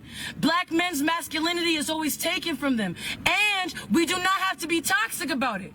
If the men here, especially the black men here, if you think liberation looks like you having the rights of white men, I have another thing coming for you. The patriarchy is running amok. We have people speaking in this crowd about genitalia. No one has mentioned Tony, a black man who has also been killed. But since he is trans, it seems like no one can speak up for him. It's like no one... Listen. No, let me speak. We've heard black men. Let me speak because since I have a poem, like let me listen. Let me be here for the divine feminine. I carry all energies, so let me speak this to y'all. We cannot be about white supremacy. Being about our genitalia, being about the gender binary is about white supremacy. You have to understand, on Turtle Island, pause on it, on Turtle Island, my people are Blackfoot. We had 8 different genders. We didn't give a fuck about what was between your legs. That's not where your power comes from. I'm tired of our black community being divided. I'm tired of my black people saying that me expressing my gender and my sexuality is in line with white supremacy. We can't let white people have nothing. They come from us. Africa is the beginning. country. There's a lot of black women that die by police officers as well. Sandra Bland and many others. There's a lot of trans women, black trans women started this shit. Marsha P. Johnson. Not enough people know about Marsha P. Johnson. She threw the first brick at Stonewall. She was for all her black people. Or Miss Major. Miss Major was a black trans woman who was arrested. She spent time in jail. Those black men did not like her because they thought transness was in line with white supremacy. They didn't understand. You have to understand, during slavery, they used to call some of us sweet. That means if you had pleasurable sex, that would not create more people that they would call slaves and commodity. They would take you, but they couldn't just whip you. They had to strip you from your community. They would bring you into the center. They would whip you and they would put sugar in your wounds and let it turn into molasses in the heat. That's why black people call queer black people sweet. You have to understand, if you are coming here and your vibes aren't intersectional, people like me gonna have to leave. Educate us. No, it's not about my story. I could tell y'all a whole bunch. I could tell you about how being black and trans, I've had to do sex work to survive. I could tell you about how many people put their rage into me. I could tell you about how doctors did not believe me. I could tell you about how if I get arrested right now, since my ID has an X on it, they might put me in solitary confinement, not caring that I have autism, not caring that I have an immune disease. They don't give a fuck about that, and that's okay. And I have to educate my black people all the time, because they want you to say that being queer, being trans is aligned with white supremacy, because in our actual divine cultures, queer and trans people hold all the religious practices. We held the medicine bags. We held the John Conqueror root. Now, if you care about Frederick Douglass, you should know he would not have become radical unless a black woman gave him the John Conqueror root and told him, this is from hoodoo, this is from our people. This is an amalgamation of black, native, and European religious roots. Now I'm gonna give you this root. The next time a slave master tries to tell you you are not divine, this root will protect you. He whipped his master, later on learned how to read, and is now why y'all know about everything. So we heard from a lot of black men tonight. Let's go. And I'm not coming at y'all, but some of y'all, your very language was not intersectional. Let's go. And I understand that your masculinity is tested on a daily basis, and that's not right. But you know what's the most masculine thing you can do is sit the fuck down and let the divine feminine conquer, create, and hold it down for you. It is proven in any community. It is proven in any community. If you want economic stability, you teach the women how to keep book. Back in the day, even in white culture, Vikings used to believe that since women had to keep track of their periods, they could actually predict the future. Because they were in line, because their wombs were in line with the moon. And they knew when to come in and out the house and keep spiritual practices and kept kosher, kept sanitary. So what I'm telling you is, yes, we are here because a black man's life was taken. He was a father, he was a son, and guess what? He probably knew about divine love because of the women in his life. So I'm so glad we hear from all the black men in this community. But I'm gonna need us to not be talking about dicks and pussies. I'm gonna need us to not be in line with white supremacy. So if you're not here for my black queer ass, then I'm gonna need you to go as well. If you say that my soul is deemed to hell, I'm gonna tell you that the slave masters told you that, so it would be easier for you to not know our divine medicine practices. So we heard from a lot of men tonight. And yes, I got a poom poom, but y'all know I carry Ogun and Oshun in me and Obatala. If you don't know who those divine African gods are, I'm gonna need you to Google them, because I don't have the energy to teach you everything. From now on in this circle, I'm gonna need us to hear from women. Yes. Because we've heard from men tonight. And guess what? I said that all, and I was able to command this whole crowd while sitting down, a part of the community. I didn't have to stand up. I didn't have to buck my chest. I just had to wait for the right time. Real shit. Let them speak. Hot girl shit. Real hot girl shit. Yo, listen, tomorrow at 6:30 p.m., they said they're setting up a protest right here. Right now, what they're doing is they're separating all the small crowds. They're not letting us stay together. Right now, we have to formulate the biggest crowd out here. Tomorrow, June 1st, or technically today, June 1st, 6:30 p.m., everyone's going to be out here. I heard there's thousands of people going to be out here, so just make sure you out here, make sure you spread the word, because this is the one that they can't tear down. They're destroying every single crowd there are.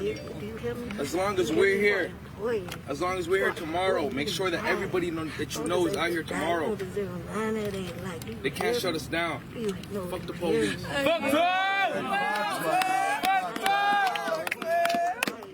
Speak for me. I don't know all y'all.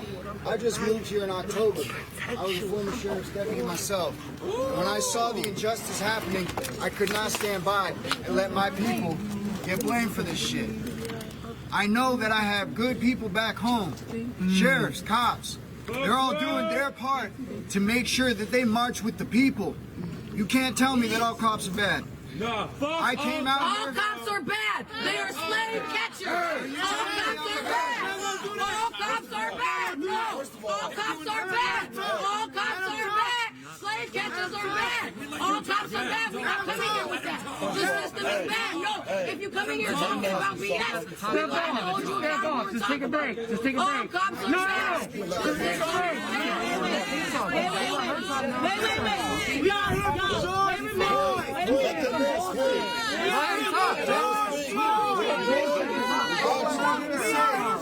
All I wanted to say was I love how this community is coming together.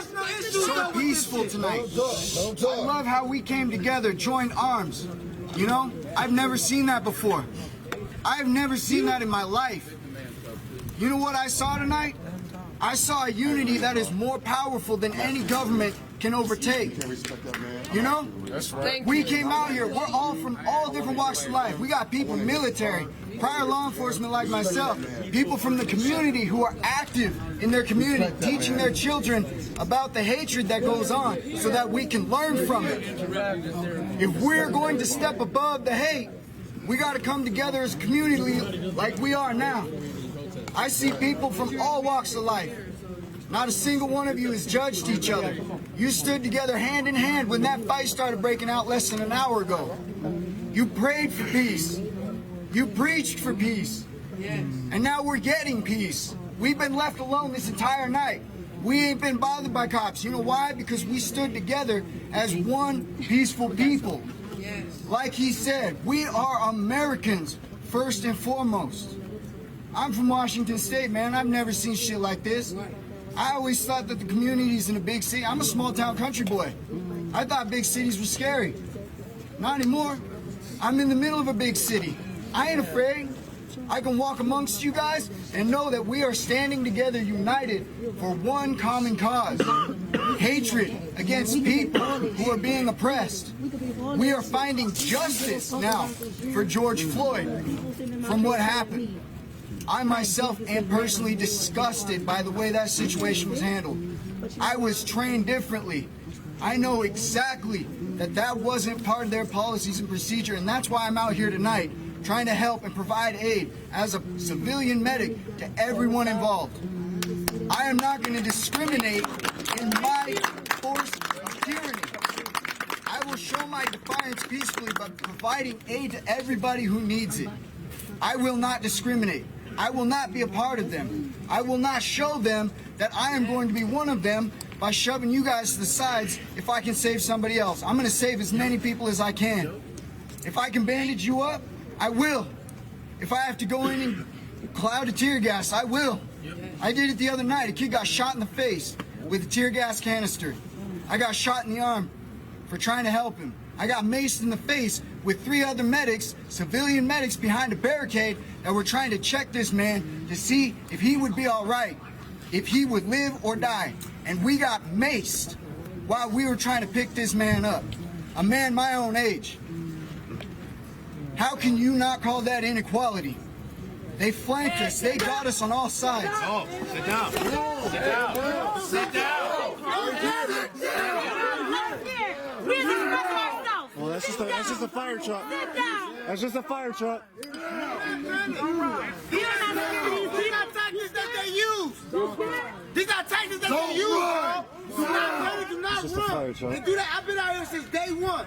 Since day one, this is what they do. They turn their sirens on to get y'all riled up, to get y'all running. They send shit like that to get y'all. They can't do shit. We barricade in here. They can't stop us. We're at the site of where the worst atrocity happened. Do not panic, y'all. You think they're going to come in and forcefully take this area? No, you panic. You as long as we're peaceful, they will not touch us. They cannot. Hey, Bobby, how you doing? Good. Can I have a word? Can I have a word? All you're going to do is keep riding back. Hey, can I have a word, please? Hey. Yo.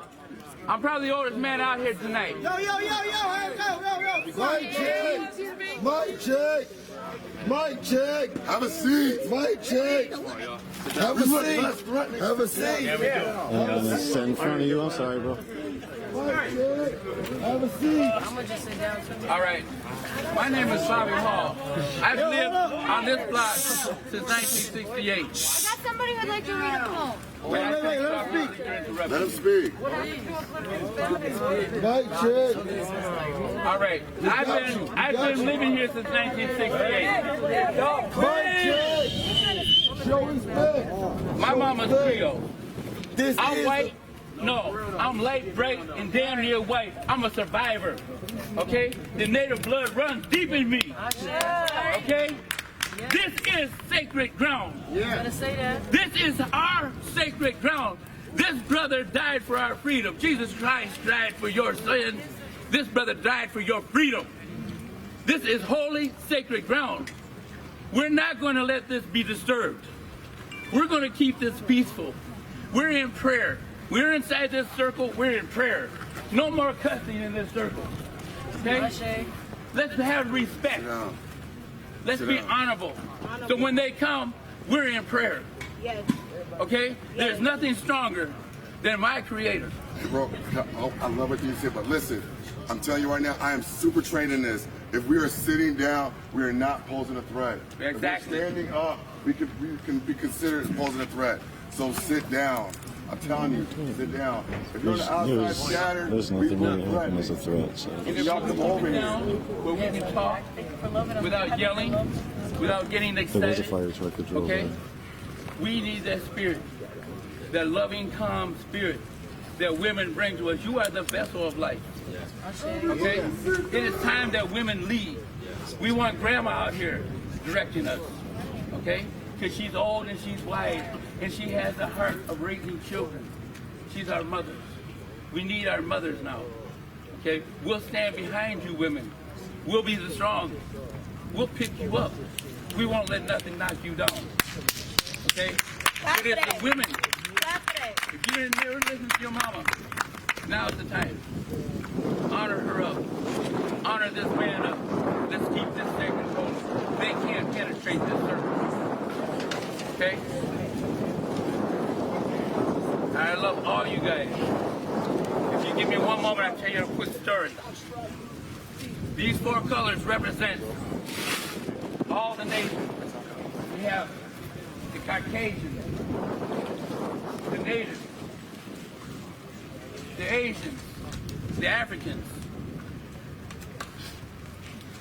We've been trying for centuries to get them to come together. We never have been able to do that. We bounce them around, spin them around, we fight all the time. Our four-legged brothers, they laugh at us all the time. They're colorblind. Color is in the sight of man, not in the animals. It's our imagination that we see color, and we judge by color. How ridiculous are we? The real stick of the animals know. Yes. It's from dust to dust, from dirt to dirt. We come from this earth. We have one God. We have one planet. We have one people. And color does not divide us no more. Sure don't. Okay? Let's drop all this who's what color to what. Okay? Let's erase our carbon footprints and come together as a rainbow tribe should be. Okay? The white buffalo came, and that was a sign that the rainbow tribe was joined together. And we'll take over. Okay? We have no more color. You get you some colorblind glasses on and start looking at each other. Because we are here together. These police have been wrong and been wrong. Everybody has a story about the police, how wrong they are. They're bullies, okay? Our politicians are crooks. Anybody who does not represent the people, hear the voice of the people, they go to jail. We make the laws, not them. And if they're going to put us in a communistic camp and run us down with guns tonight, He's trying to kick me out while he look at the art that I made. I'm safe. I'm looking at the art. I'm thinking of a painting. I'm going to paint this someday. Yeah, she was the painter. She made this mandala. Right here. Paint it right here. Let's get our artists out here. Get him off me. Get him off me. I've been attacked twice. Get him off me. I think you should come from Get him off me.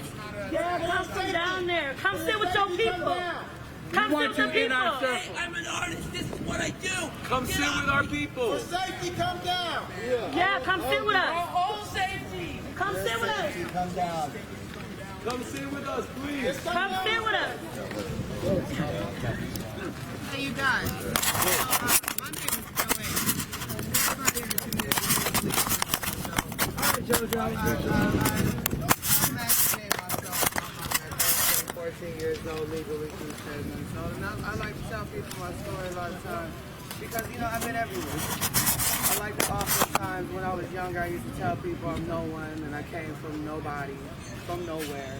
Just a mysterious person drifting in and out. Yeah, I have a mom. I have a dad.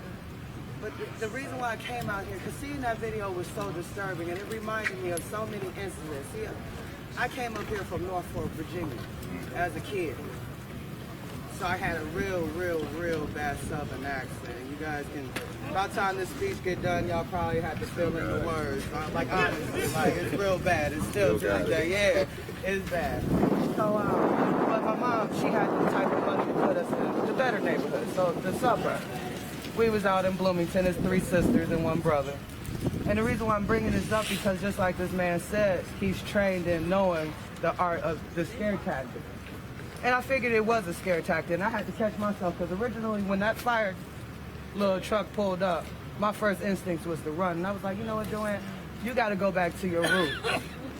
We don't run. No. We draw together. Yep. And that's what we needed to do. And see, the reason why I told you my story, because that's what me and my sisters did. Oftentimes, we was the only black children in the neighborhood, the only black family owning the house. We was 9 out of African Americans in Woodbury at one point in time. It was horrible. I got firecrackers thrown at me, and again, I'm only 32. I'm not 62. I'm not 72. I lived out in Cambridge, Minnesota. I had a group of white guys follow me, harass me, throw shit at me. I'm not gonna lie, I got real bad temper, so you know I went back and raised holy motherfucking I'm not gonna lie. I'm not gonna lie. I show an ass at times, and I'm proud that I came out here because I was debating at home. I've been everywhere through these riots and through the protests, and I was sitting here like, look, that's not what I'm trying to do. I ain't trying to tear down my city now. I didn't cried on these streets. I didn't bled on these streets. I didn't done crooks on these streets. You know what I mean? So it's like I wasn't really interested in that. So I came up here, and it just warmed my heart to see that. And when he said that, it kind of brought me back to a point in time that we really do need to draw together. We always want to place blame on everybody else, like the police officers and, you know, system this and system that. What about us? Accountability. When do we ever just say, hey, bro, chill, I love you. I'm sorry for intentionally or whatever the case may be, or hurting your feelings or offending you. But this is not where I'm trying to go. Exactly. I've been doing that for the last 2 years. People have been running up into me. And honestly, it didn't got me far. I done made friends with people that I would never have dreamed to make friends with. If you just learn how to smile sometimes and not take it so personal. Because I was once the other person to come up to people, what? Hey, Joanne, what? What do you need? Ah! Shit like that, that's not cool. Yeah. And you know when people like that, you know they crying out. They want to be heard. So listen to them. Just for a second. I mean, it's 1,000,000 hours in a day. Seem like it's shorter than that. But we do a lot of crap in a day, like honestly, like seriously. It don't take time to just listen. I had a lady just listen to me one time, and she changed my whole world. I went and got a CNA license. nursed 2 nursing homes for 10 years, switched over, got a cosmetology license. Like, that woman changed my life just from that one intervention. I was so angry. And all she didn't give me no advice. She didn't say go to Youth Links or go here or, you know, she didn't feed me no crap. She just said, honestly, I'm here for you. I'm listening. That's all you need me to do is just listen to you. She did that. So I really wanted to say something about it. Just listen. That's all. Sit down. All y'all walk around ain't doing nothing for us. Come over here and sit down. I have something to say. My name is Yordana. I am from Chicago. I came up here with a couple of friends of mine. My mother's name is Regina. When I was 2 years old, I was taken by the foster care system. My mother rode on the shoulders of people like Malcolm X, Fred Hampton, Martin Luther King. My father was a military man and they killed him in his own neighborhood because he had information about things they were planning for the south side of Chicago and Inglewood. My father was a four-corner hustler. He was a hustler by night and he was an army man by day. What I'm about to say here is not about what just happened in the past. And it's not about what's happening here now. We once believed in different gods. We once believed in different powers. When we stopped believing, those things we call gods, they died. That's our power. When we stop believing in things, things die. Yes. Black people, we gotta start doing the intergenerational healing. Yes. Black men, release your pain. Go to the river, find your moja. Find the great spirit that came over here with your ancestors on that boat across that water, because it wasn't Jesus. It was Yemoja, the great mother. She whose children are the fish. Too many to count. Goddesses. Elijah Muhammad did say the children, the black people of America are the real children of God. But I want to say this though. If after this, we don't start envisioning and believing in a different future as black people, it's time for the powers to shift. It's time for it to shift. The woman needs to take her throne back. When they ripped us away from Africa, they don't tell us, but 80% of Africa was under the matriarchy, honey. It was us. Queen Makeda. We ruled that shit. Educate us. In Haiti, you know how we won against the French? Ooh, tell it. We didn't win with no Jesus. We didn't win by being peaceful. Nope. We also didn't win by being violent. Okay. We won with our souls. Because when we as people unite, we fought them off with Vodun. Yes. We fought them off with Santeria. Yes. We partnered with our brothers and sisters in Cuba and Haiti and Puerto Rico and Mexico. We partnered with them.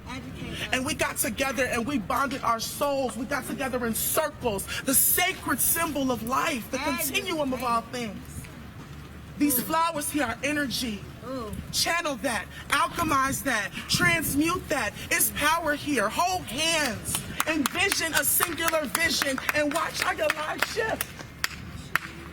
We gotta at some point stop delegating our energy to fighting the systems that are here, and then we have to do what we really need to do and stop being fucking scared and envision what we cannot see, a future without it.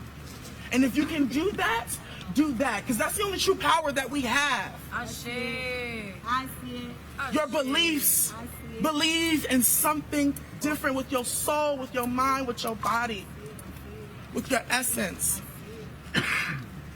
It's not our bodies that they want dead.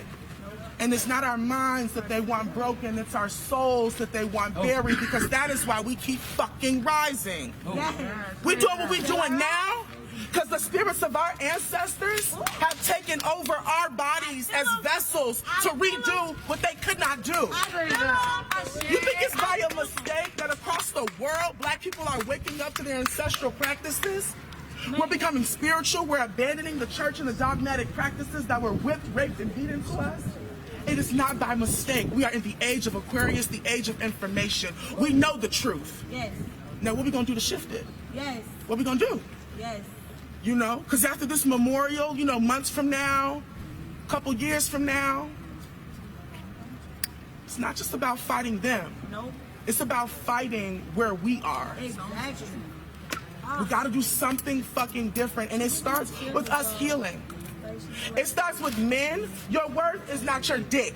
They put you on a chopping block when you were a slave. Yep. And they said that the only worth you had was by the physical strength that you could amount to do their labor.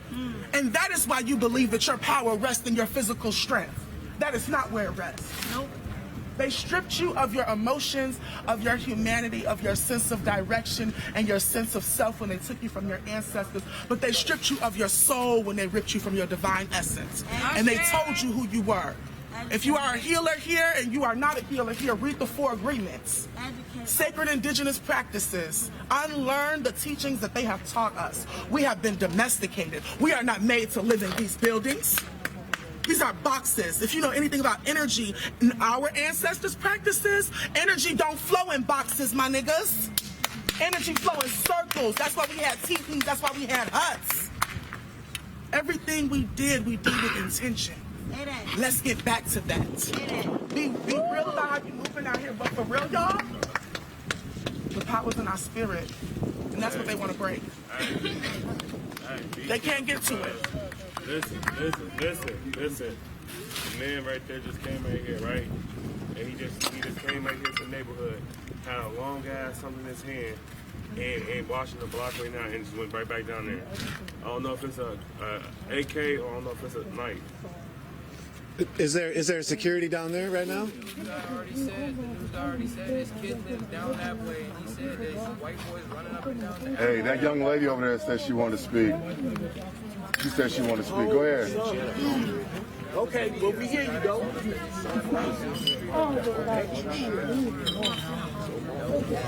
People are going to check in. There's guards. There's folks they've been letting people in. And I just want to say one more thing, and that's what I'm going to close it up with, y'all. Look. That's that separate truck they're talking about right there. Hey, don't cause panic, man. We good. I'm calm. Just come and fuck with us. Yeah, we're good. We're good. Ain't nobody. Dude, there's an actual I just got news through team. saying it. What you believe There's a has news team over power. there, and everybody Stop on their phones now. We manifesting good. these outcomes.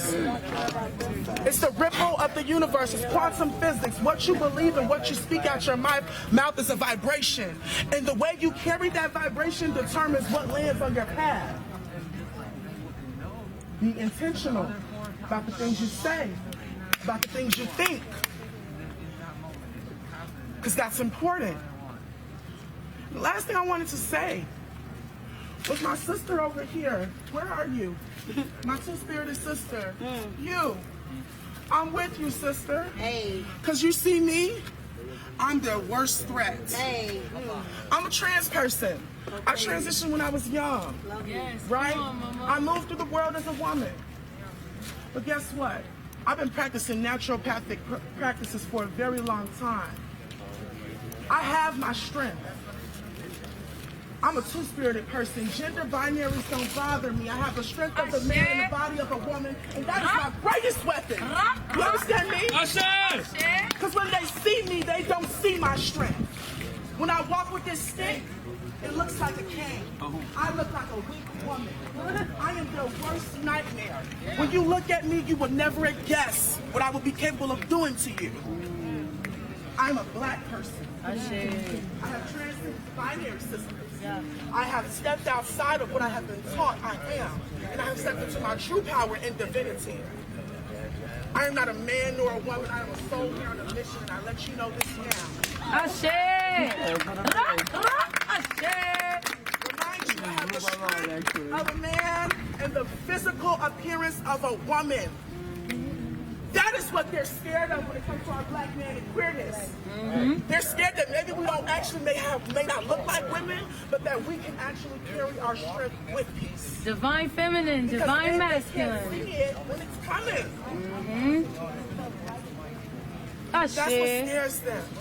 You will look at me and you won't see me. Okay?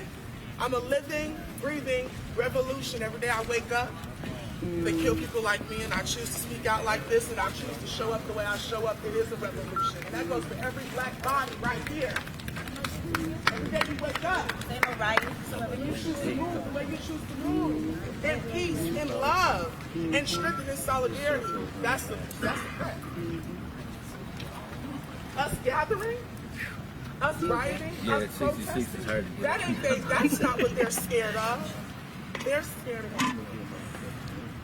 They ain't gonna disturb it no more. That's what they're scared of. They're scared of us gaining enough peace to really collect ourselves and truly see the truth in its fullest facets. If we are under trauma, if we are under stress, if we are constantly in chaos, if we are constantly scatterbrained and traumatized, we can't actually do what we need to do to envision a new future.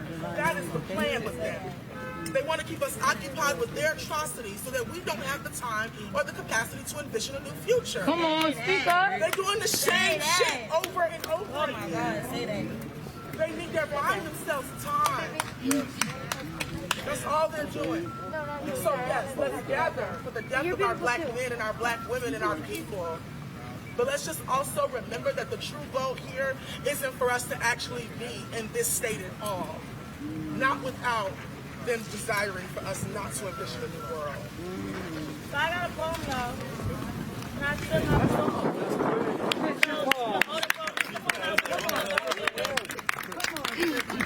is the poem I went to. I competed there when I did Brave New Voices. It's an older poem, which means I was 16 when I wrote this poem. Yes, I was 16 when I wrote this poem, and I'm going to spit it to y'all. It's called My Mother's Love. Let's go. You love me like I never thought. Y'all abandon them slave names, y'all. Get rid of that shit.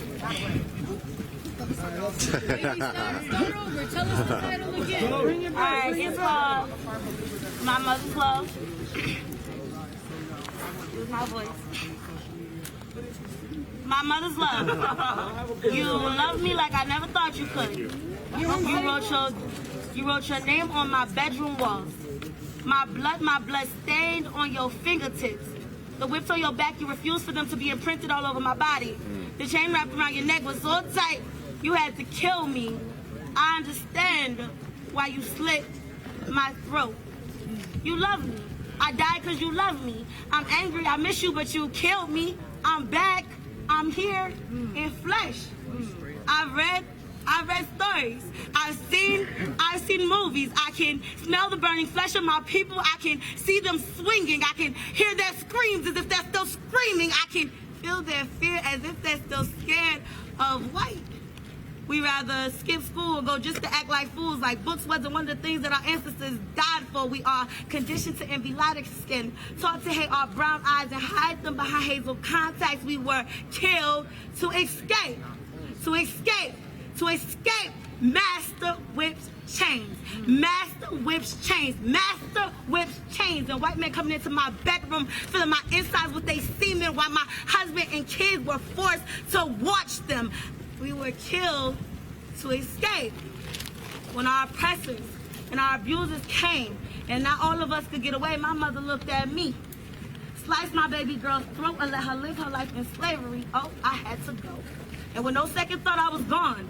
But my mother couldn't have known that I'd be reborn into a more high-tech society. When now the media is my master, my own people are my whips, and I live with chains around my throat, around my mind. Because intelligence is a white trait. Freedom filled my inside. You wrote freedom on my bedroom walls. My blood stained on your fingertips. You killed me. I died in your arms. My 3-year-old eyes no longer looking up at you confusion, but looking up at you lifeless. Toni Morrison, beloved.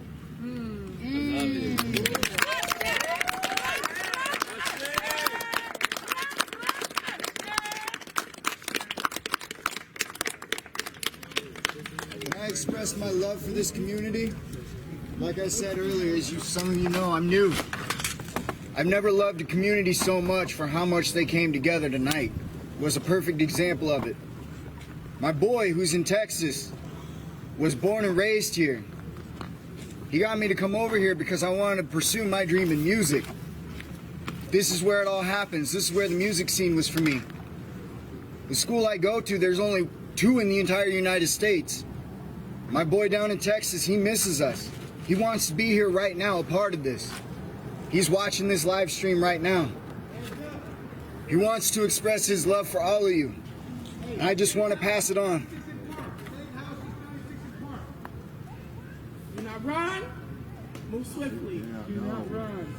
Move swiftly. How do I not?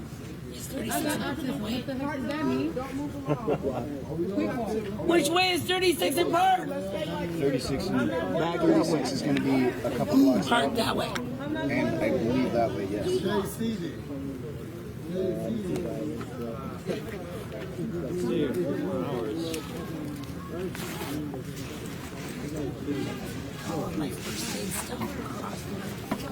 Lock arms. Lock arms. Lock arms. Sit down, sit down, sit down, sit down. Lock arms. Lock arms.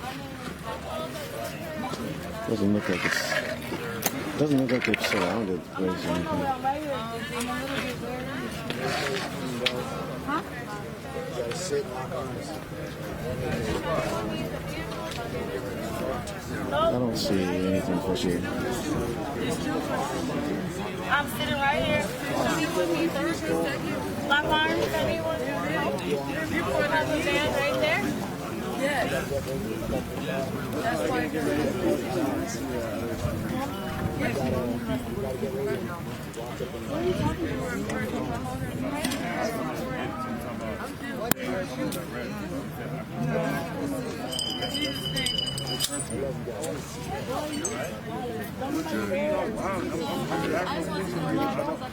So people are like crossing, holding arms. There's a drum. Arms in circles. Come on, go. That is a drum. And the drum meant that possibly the police were coming. That's the warning. Hey, please in prayer. Lord Jesus, I just pray that you protect us. There goes the military right there, Lord Jesus. I just pray that you keep us strong. I just pray that everything. Heavenly Father, I just pray that you protect this circle, whatever come out this ear. Lord Jesus, around 1,000 angels around us. I pray you rebuke Satan, demons, evil spirits, and bad things. Heavenly Father, I just pray that nobody keeps damage to Lord Jesus, I love everyone does. There's a few army trucks, military trucks. Bad things away. I think that's the National Guard is here. So it looked like the National Guard vehicles, 3 of them.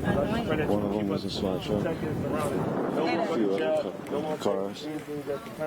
Against us, Heavenly Father, I just pray that you keep us strong and the faith of you, Lord Jesus. I'll speak in your name. Amen. Come here, what's your name? I don't even know your name, but maybe It's what's your name? Tony, I gotta make sure my little niece is okay, because she's pregnant. Okay, go ahead. All right, I gotta. Ain't nothing wrong with being scared. You got somebody to your left, you got somebody to your right. I gotta make sure my niece is pregnant. I gotta make sure she's good. I'm looking at both the left and the right, and I see nothing on the sides of east or west of 38. There is no cars coming east or west of 38. There goes the 2 cars that were up there. It doesn't get any more braver than this. Miss Finally, there is a car coming up this way. I love y'all. I love y'all. I ain't worried about these police. I'm protected. That looks like a civilian car. All saying we love each other. Thank you for This is what's making happened. me into a part of your community, making me a part of your family. Hey, medics, all y'all come over here. We're going to get everybody together. We need nobody spread out. We need everybody together. We need our Asian brothers. Come on in. Get everybody in tight. Tight. Don't let them split us up.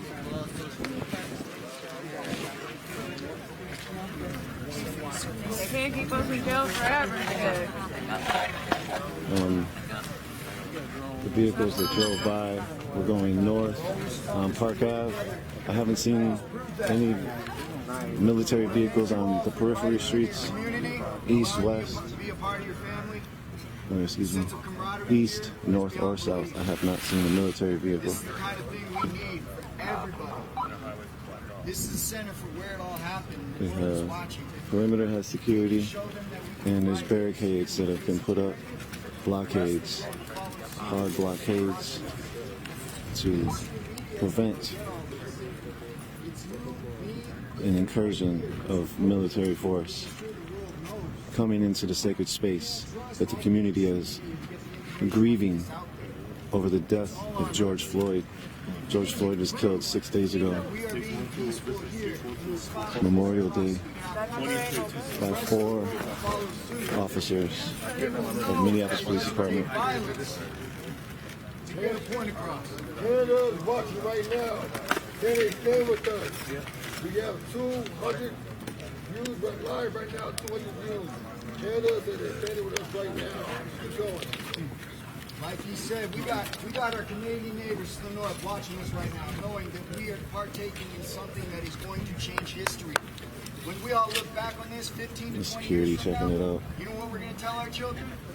To be honest, I do not. I don't think personally that anything is happening where they're going to come in on people, but I could be wrong. These last 50 years, yeah, we made technological advancements. We started making history. But what was it? Was it history for peace? No. I cannot tell if there's any law enforcement officers over there at all. That we can look back on. They look like civilian cars. About.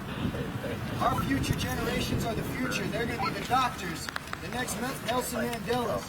They're going to be the next great leaders of this great country, this great world. Are we going to let them have a world that's burned to the ground because we're hating each other? No. We're going to show them a world where love, peace, unity gets everything. Earlier today, when Chief Arredondo and Deputy Chief Knight came to show respect to the community and show some solidarity to only media here at the moment. It's only George Floyd and the community here. The woman who adopted He me, kneeled she said she and wanted better maybe for said a us. prayer or something. We spoke to, we asked him questions right after that. The deputy chief, we asked She saved my life, my 2 younger brothers' lives. why the police ran through this place last night. That I go home alive tonight. Why did they disrupt the sacred space? My family's all in Washington, man, watching this Police shit. ended up pulling through here, this My area. mom's an old woman, she's wise. All this flowers and stuff wasn't here, but there was a blockade and there was flowers. Those flowers were drove over by Humvees and other military vehicles. We asked Arthur Knight, our deputy chief, why that happened or something along those lines. Is that going to happen again? And it sounded like he said that he would try to make sure that would not happen again. He would tell John Harrington to respect the community's sacred space. I think over north, a lot of stuff is happening tonight. I'm on the stream right here. I'm not able to catch into things, but I saw a couple posts that said the north side was pretty wild tonight. So I hope everybody's safe, and I hope that there was no more ill will towards the community itself.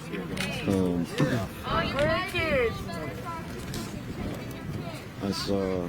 I just want to know where the people with the white privilege at? Can y'all say that? I have white privilege. I understand that black and brown lives matter. Say it with me again. I have white privilege. I understand that black and brown lives matter. And I just want to share just a couple of words with y'all. I'm not going to do too much, y'all. I've been talking all for the latest days. I'm like, man, these people are tired of mine. But I've been just talking, but it just moves me because I want to explain. I don't want to slander nobody. I don't want to slander my people at all. Do I agree with everything they doing? I'm in between because I feel like by any means necessary, we got to stand up. And I mean, it may not be right. It's sickening that it takes buildings and businesses to be burning down for us to get some attention. Yeah. And I'm gonna keep it real. Like, they had to do it. Because they had to do it. And it's like, I don't want to be on. I don't want to feel like I have to slander them. And I was on social media a lot. I was on social media a lot, and I seen people like slandering them. Like, y'all don't know them people. The people who doing all that, they're angry. They're upset because they know exactly what it's like. And if they want to choose that way, let them. Let them. Because at the end of the day, we have 4 murderers, and that's what we need to focus on. We have 4 murderers who are roaming these streets. They're free. They're not convicted. They talking about some 3rd-degree murder. When they do investigations, they usually on brown and black people, we in jail waiting for them to get done with their investigation. Why this man doing whatever he want while we waiting on his investigation? Why did it take us so long to get a mug shot? They put mug shots of black dead men on the media. And I had to explain to so many of my people, I don't agree with what you're saying, but I respect your mind. I respect what you're saying. My cousin told me, I don't like to deal with y'all people because of whatever. I am your people. What do you mean? I love you. I love you. I love us. I love everybody. I'm just telling you that I got to protect my energy to do what's right. And that's putting my life on the line to have a better future for her son, for my nephew, for my brothers, for my sisters, who is all the people standing with me to protect me. And I don't care what color you are. Yes, I love people. Yes, I love people. Yes, I love people. Of course I know all lives matter, but is all lives being taken? No. But is all lives being taken? No. But is all lives being taken? No. Are black and brown ones? Yes. Are black and brown ones? Yes. Are black and brown ones? Yes. Are black and brown ones? Yes. Okay. So you don't gotta tell me all lives matter. Clearly you don't know that. You don't gotta tell me, oh, we need black businesses. I know we need black businesses, but you crazy if you think that we have all black businesses in our communities and we're gonna be like, oh, I'm about to burn down a black business. That's crazy. I don't want to see my neighborhood burn, but I understand if it has to invent change, because that's a revolution. That's a revolution. That's how you get it to go. The people gotta stand together. And you know what? I was in Louisiana, y'all, because I'm from Minnesota. This is my city. I went to Louisiana like, yeah, you know what I'm saying? I'm go because I want to be in the South. I want to be with, black people and da-da-da-da. Like, I was all on that mentality. Like, they don't treat me here, so I'm going to move. Instead of being like, oh, they don't treat me how I want them to treat me, let me try to invoke some type of change. So I'm like, I'm going to go. And I'm thinking it's going to be better down there. Y'all think it was better? Yeah, man.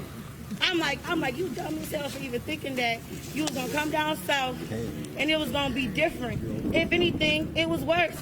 Because people hate, like, people love me. I'm not going to lie, I had people who loved me and I had people who hated me for no reason. I had people who loved me and I had people who hated me for no reason, just because I'm going to speak my mind. And I don't care who offended.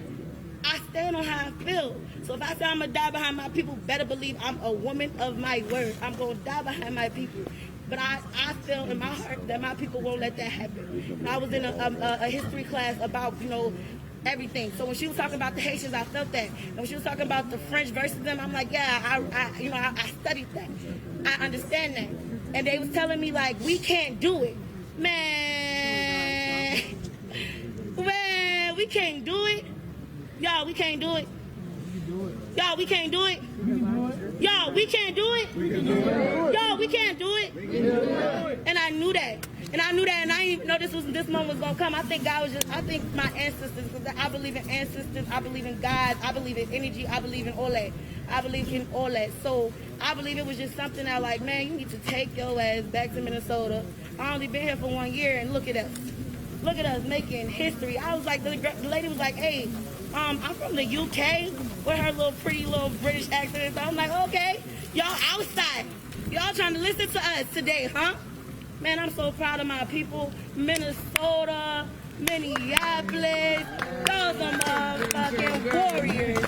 Y'all some goddesses. Y'all all some gods. And y'all gods. That's why they feel us. Because we don't need no machine guns. We don't need to be spraying bullets for nobody to hear us.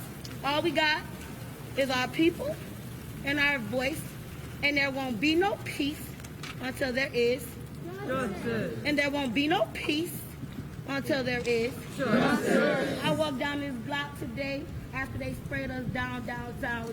Ooh, no, we ain't gonna do that. We ain't gonna slander them. We just gonna say they sprayed us down, and I had to walk from there to here. And when I'm walking down, I'm seeing Popeyes blown up. I'm seeing my buildings burned down. I'm crying because I'm mourning. Because I'm mourning because I'm crying. I'm mourning because I'm hurt. I'm sick.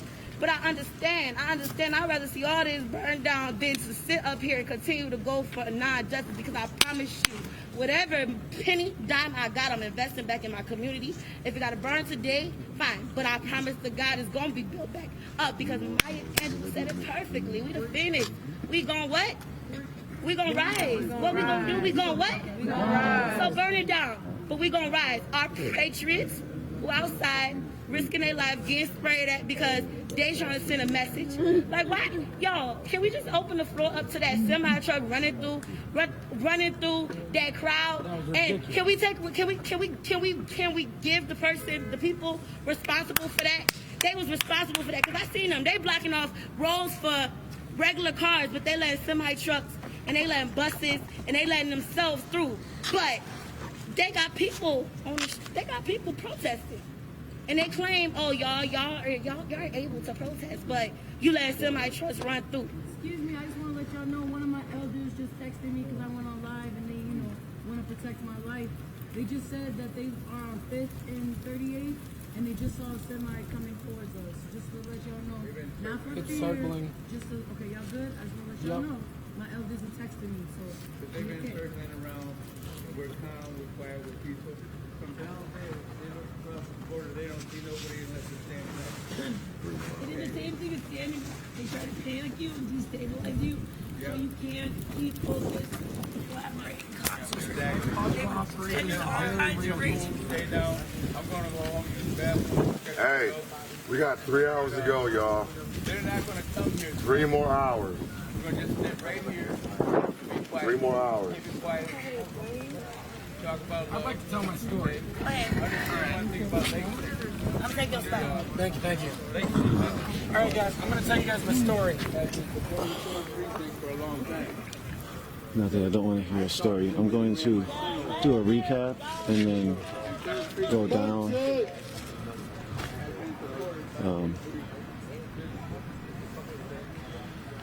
This is Nico from Unicorn Riot. You are watching a live stream from just outside of Minneapolis, on 38th Street in Chicago. Barricades were put up a little bit later in the night after curfew time. Barricades on this block, on that block. Good? We doing good? We're doing good because we're together. We're doing good because we're together here. Half of that block and the other block that we were just on. What we witnessed today up here at 30th in Chicago was a lot of people sitting, a lot of people sharing community with each other. We saw a very somber atmosphere, but also a very loving atmosphere, and it's like a grief-filled space. This is a sacred space here, and 38th in Chicago is now changing the world as we speak, or at least pushing for change as we speak. And a lot of the folks here are hoping that that change will stick if it can be had, and that change that they look for is either the abolishment of police, the defunding of police, accountability, or justice, or all of the above. When it comes down to the reason why people have all these barricades up is because there's a curfew. There's a curfew because the National Guard is here. The National Guard is here because there was 4 days of intense rioting. I wouldn't say intense rioting. There was 4 days of intense uprising. Some of it led to rioting. Maybe all of it was a riot, you could say that. But in general, Minneapolis had a lot of structure fires, a lot of buildings burned down, a lot of expropriation of goods throughout both Minneapolis and St. Paul. I'm going to try to quickly give you all a quick north side update if I can find it real quick. Also, you all just check out the internet. You know, you'll be able to see what's going on a lot easier than I will. But from what I read from a friend is that the north side is a war zone right now. There's shots being fired everywhere, and there's no police presence. But then there was military, and so the military is over there on the north side. There's a fire, a couple fires. There's a fire on 44th Ave, and it's across the street near Penn, 44th near Penn. What else we got? And then also I read that basically a person posted on Facebook, I can't believe the leaders of the city and state did not warn its citizens about what's really happening in North Minneapolis right now. Governor Tim Walz, take a fry. Who are you talking to? Where the hell is coverage and consideration? This is complete bullshit, so let's talk about this. So I'm not privy to what happens on the north side. I do not know. It sounds like a lot of wild stuff is happening on the north side. This feeling out here, what we saw the last few days was a consistent thing where there's a lot of palpable rage and there's a lot of real rage. And so boil it down to the next few days and we'll see what we have going on. Those next few days we'll be live during part of it, and when it comes to following us, definitely continue to do that. We're going to leave here shortly. I personally don't think that the police are coming at this spot. The blockades are up. The curfew has been up for 7 hours, and the police seem like they probably have other things that they're dealing with. And also, I believe that possibly Deputy Chief Arthur Knight might have made that phone call to John Harrington to have him respect the sacred space. So last night we ran into the Minneapolis police who were telling us that that we were the problem, the entire problem, threatening me as a journalist. But today, when we spoke to the chief and the deputy chief, specifically the deputy chief, he specifically stated that he respects journalists' right to be journalists and press right to be press, and so therefore, if anything happens to us, let him know. There's been quite a few media that's been repressed, arrested. We heard tonight that there's some folks took away cameras and press badges. That's what Andrew Kimmel told us tonight. He's a journalist out here who also had his car tires slashed by military police last night. Or I don't know if it's military police, by the law enforcement last night. So it's right now, again, across the globe, across the United States, there's an uprising going on, and we at Unicorn Riot are trying to bring you the side of the community from here in Minneapolis, and we really appreciate you all for tuning in. We really appreciate you all for supporting. We really deeply humbled by all of the love and support, and we could not do this without you. We created this for you, and we create and everything you have given us is part of we, and so thank you for being we. Thank you for being part of us. Thank you for supporting, for sharing, and for talking good to us, for saying hi in the streets, for saying hi on the internet. Again, we love you all. Take it easy. Have a great night. Stay safe. And we'll catch you all tomorrow. We'll have some streams going on, and we're going to speak to probably some of those families that we missed today earlier. We'll be around here a little bit longer, and then we're going to, we'll document what we see. We're going to take the stream down, and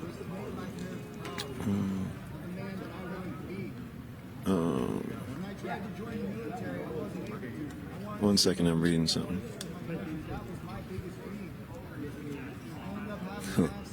Okay, I'm sorry. So some people in the chat wanted the circle to continue. I apologize. It's 3. I have to take care of myself. I have gotten very, very little sleep. Yesterday, I overslept an appointment to film families, and I felt so bad. And I did not try to oversleep. I slept through the alarms because I was too tired. So my body told me I needed to sleep. I'm trying to listen to my body. I do that. We'll be back tomorrow, and we'll be good.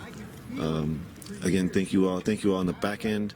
Dan, Chris, Jen, D, Georgia, Alex, former members, peace and love. All right, you all. Thanks. And we're out. UnicornRiot.Ninja is the website. We're on Twitter, UR_Ninja, Instagram, Unicorn.Riot. We're on Facebook. We're on Vimeo. And we're on YouTube. Again, thank you. And we'll see you all tomorrow. Peace.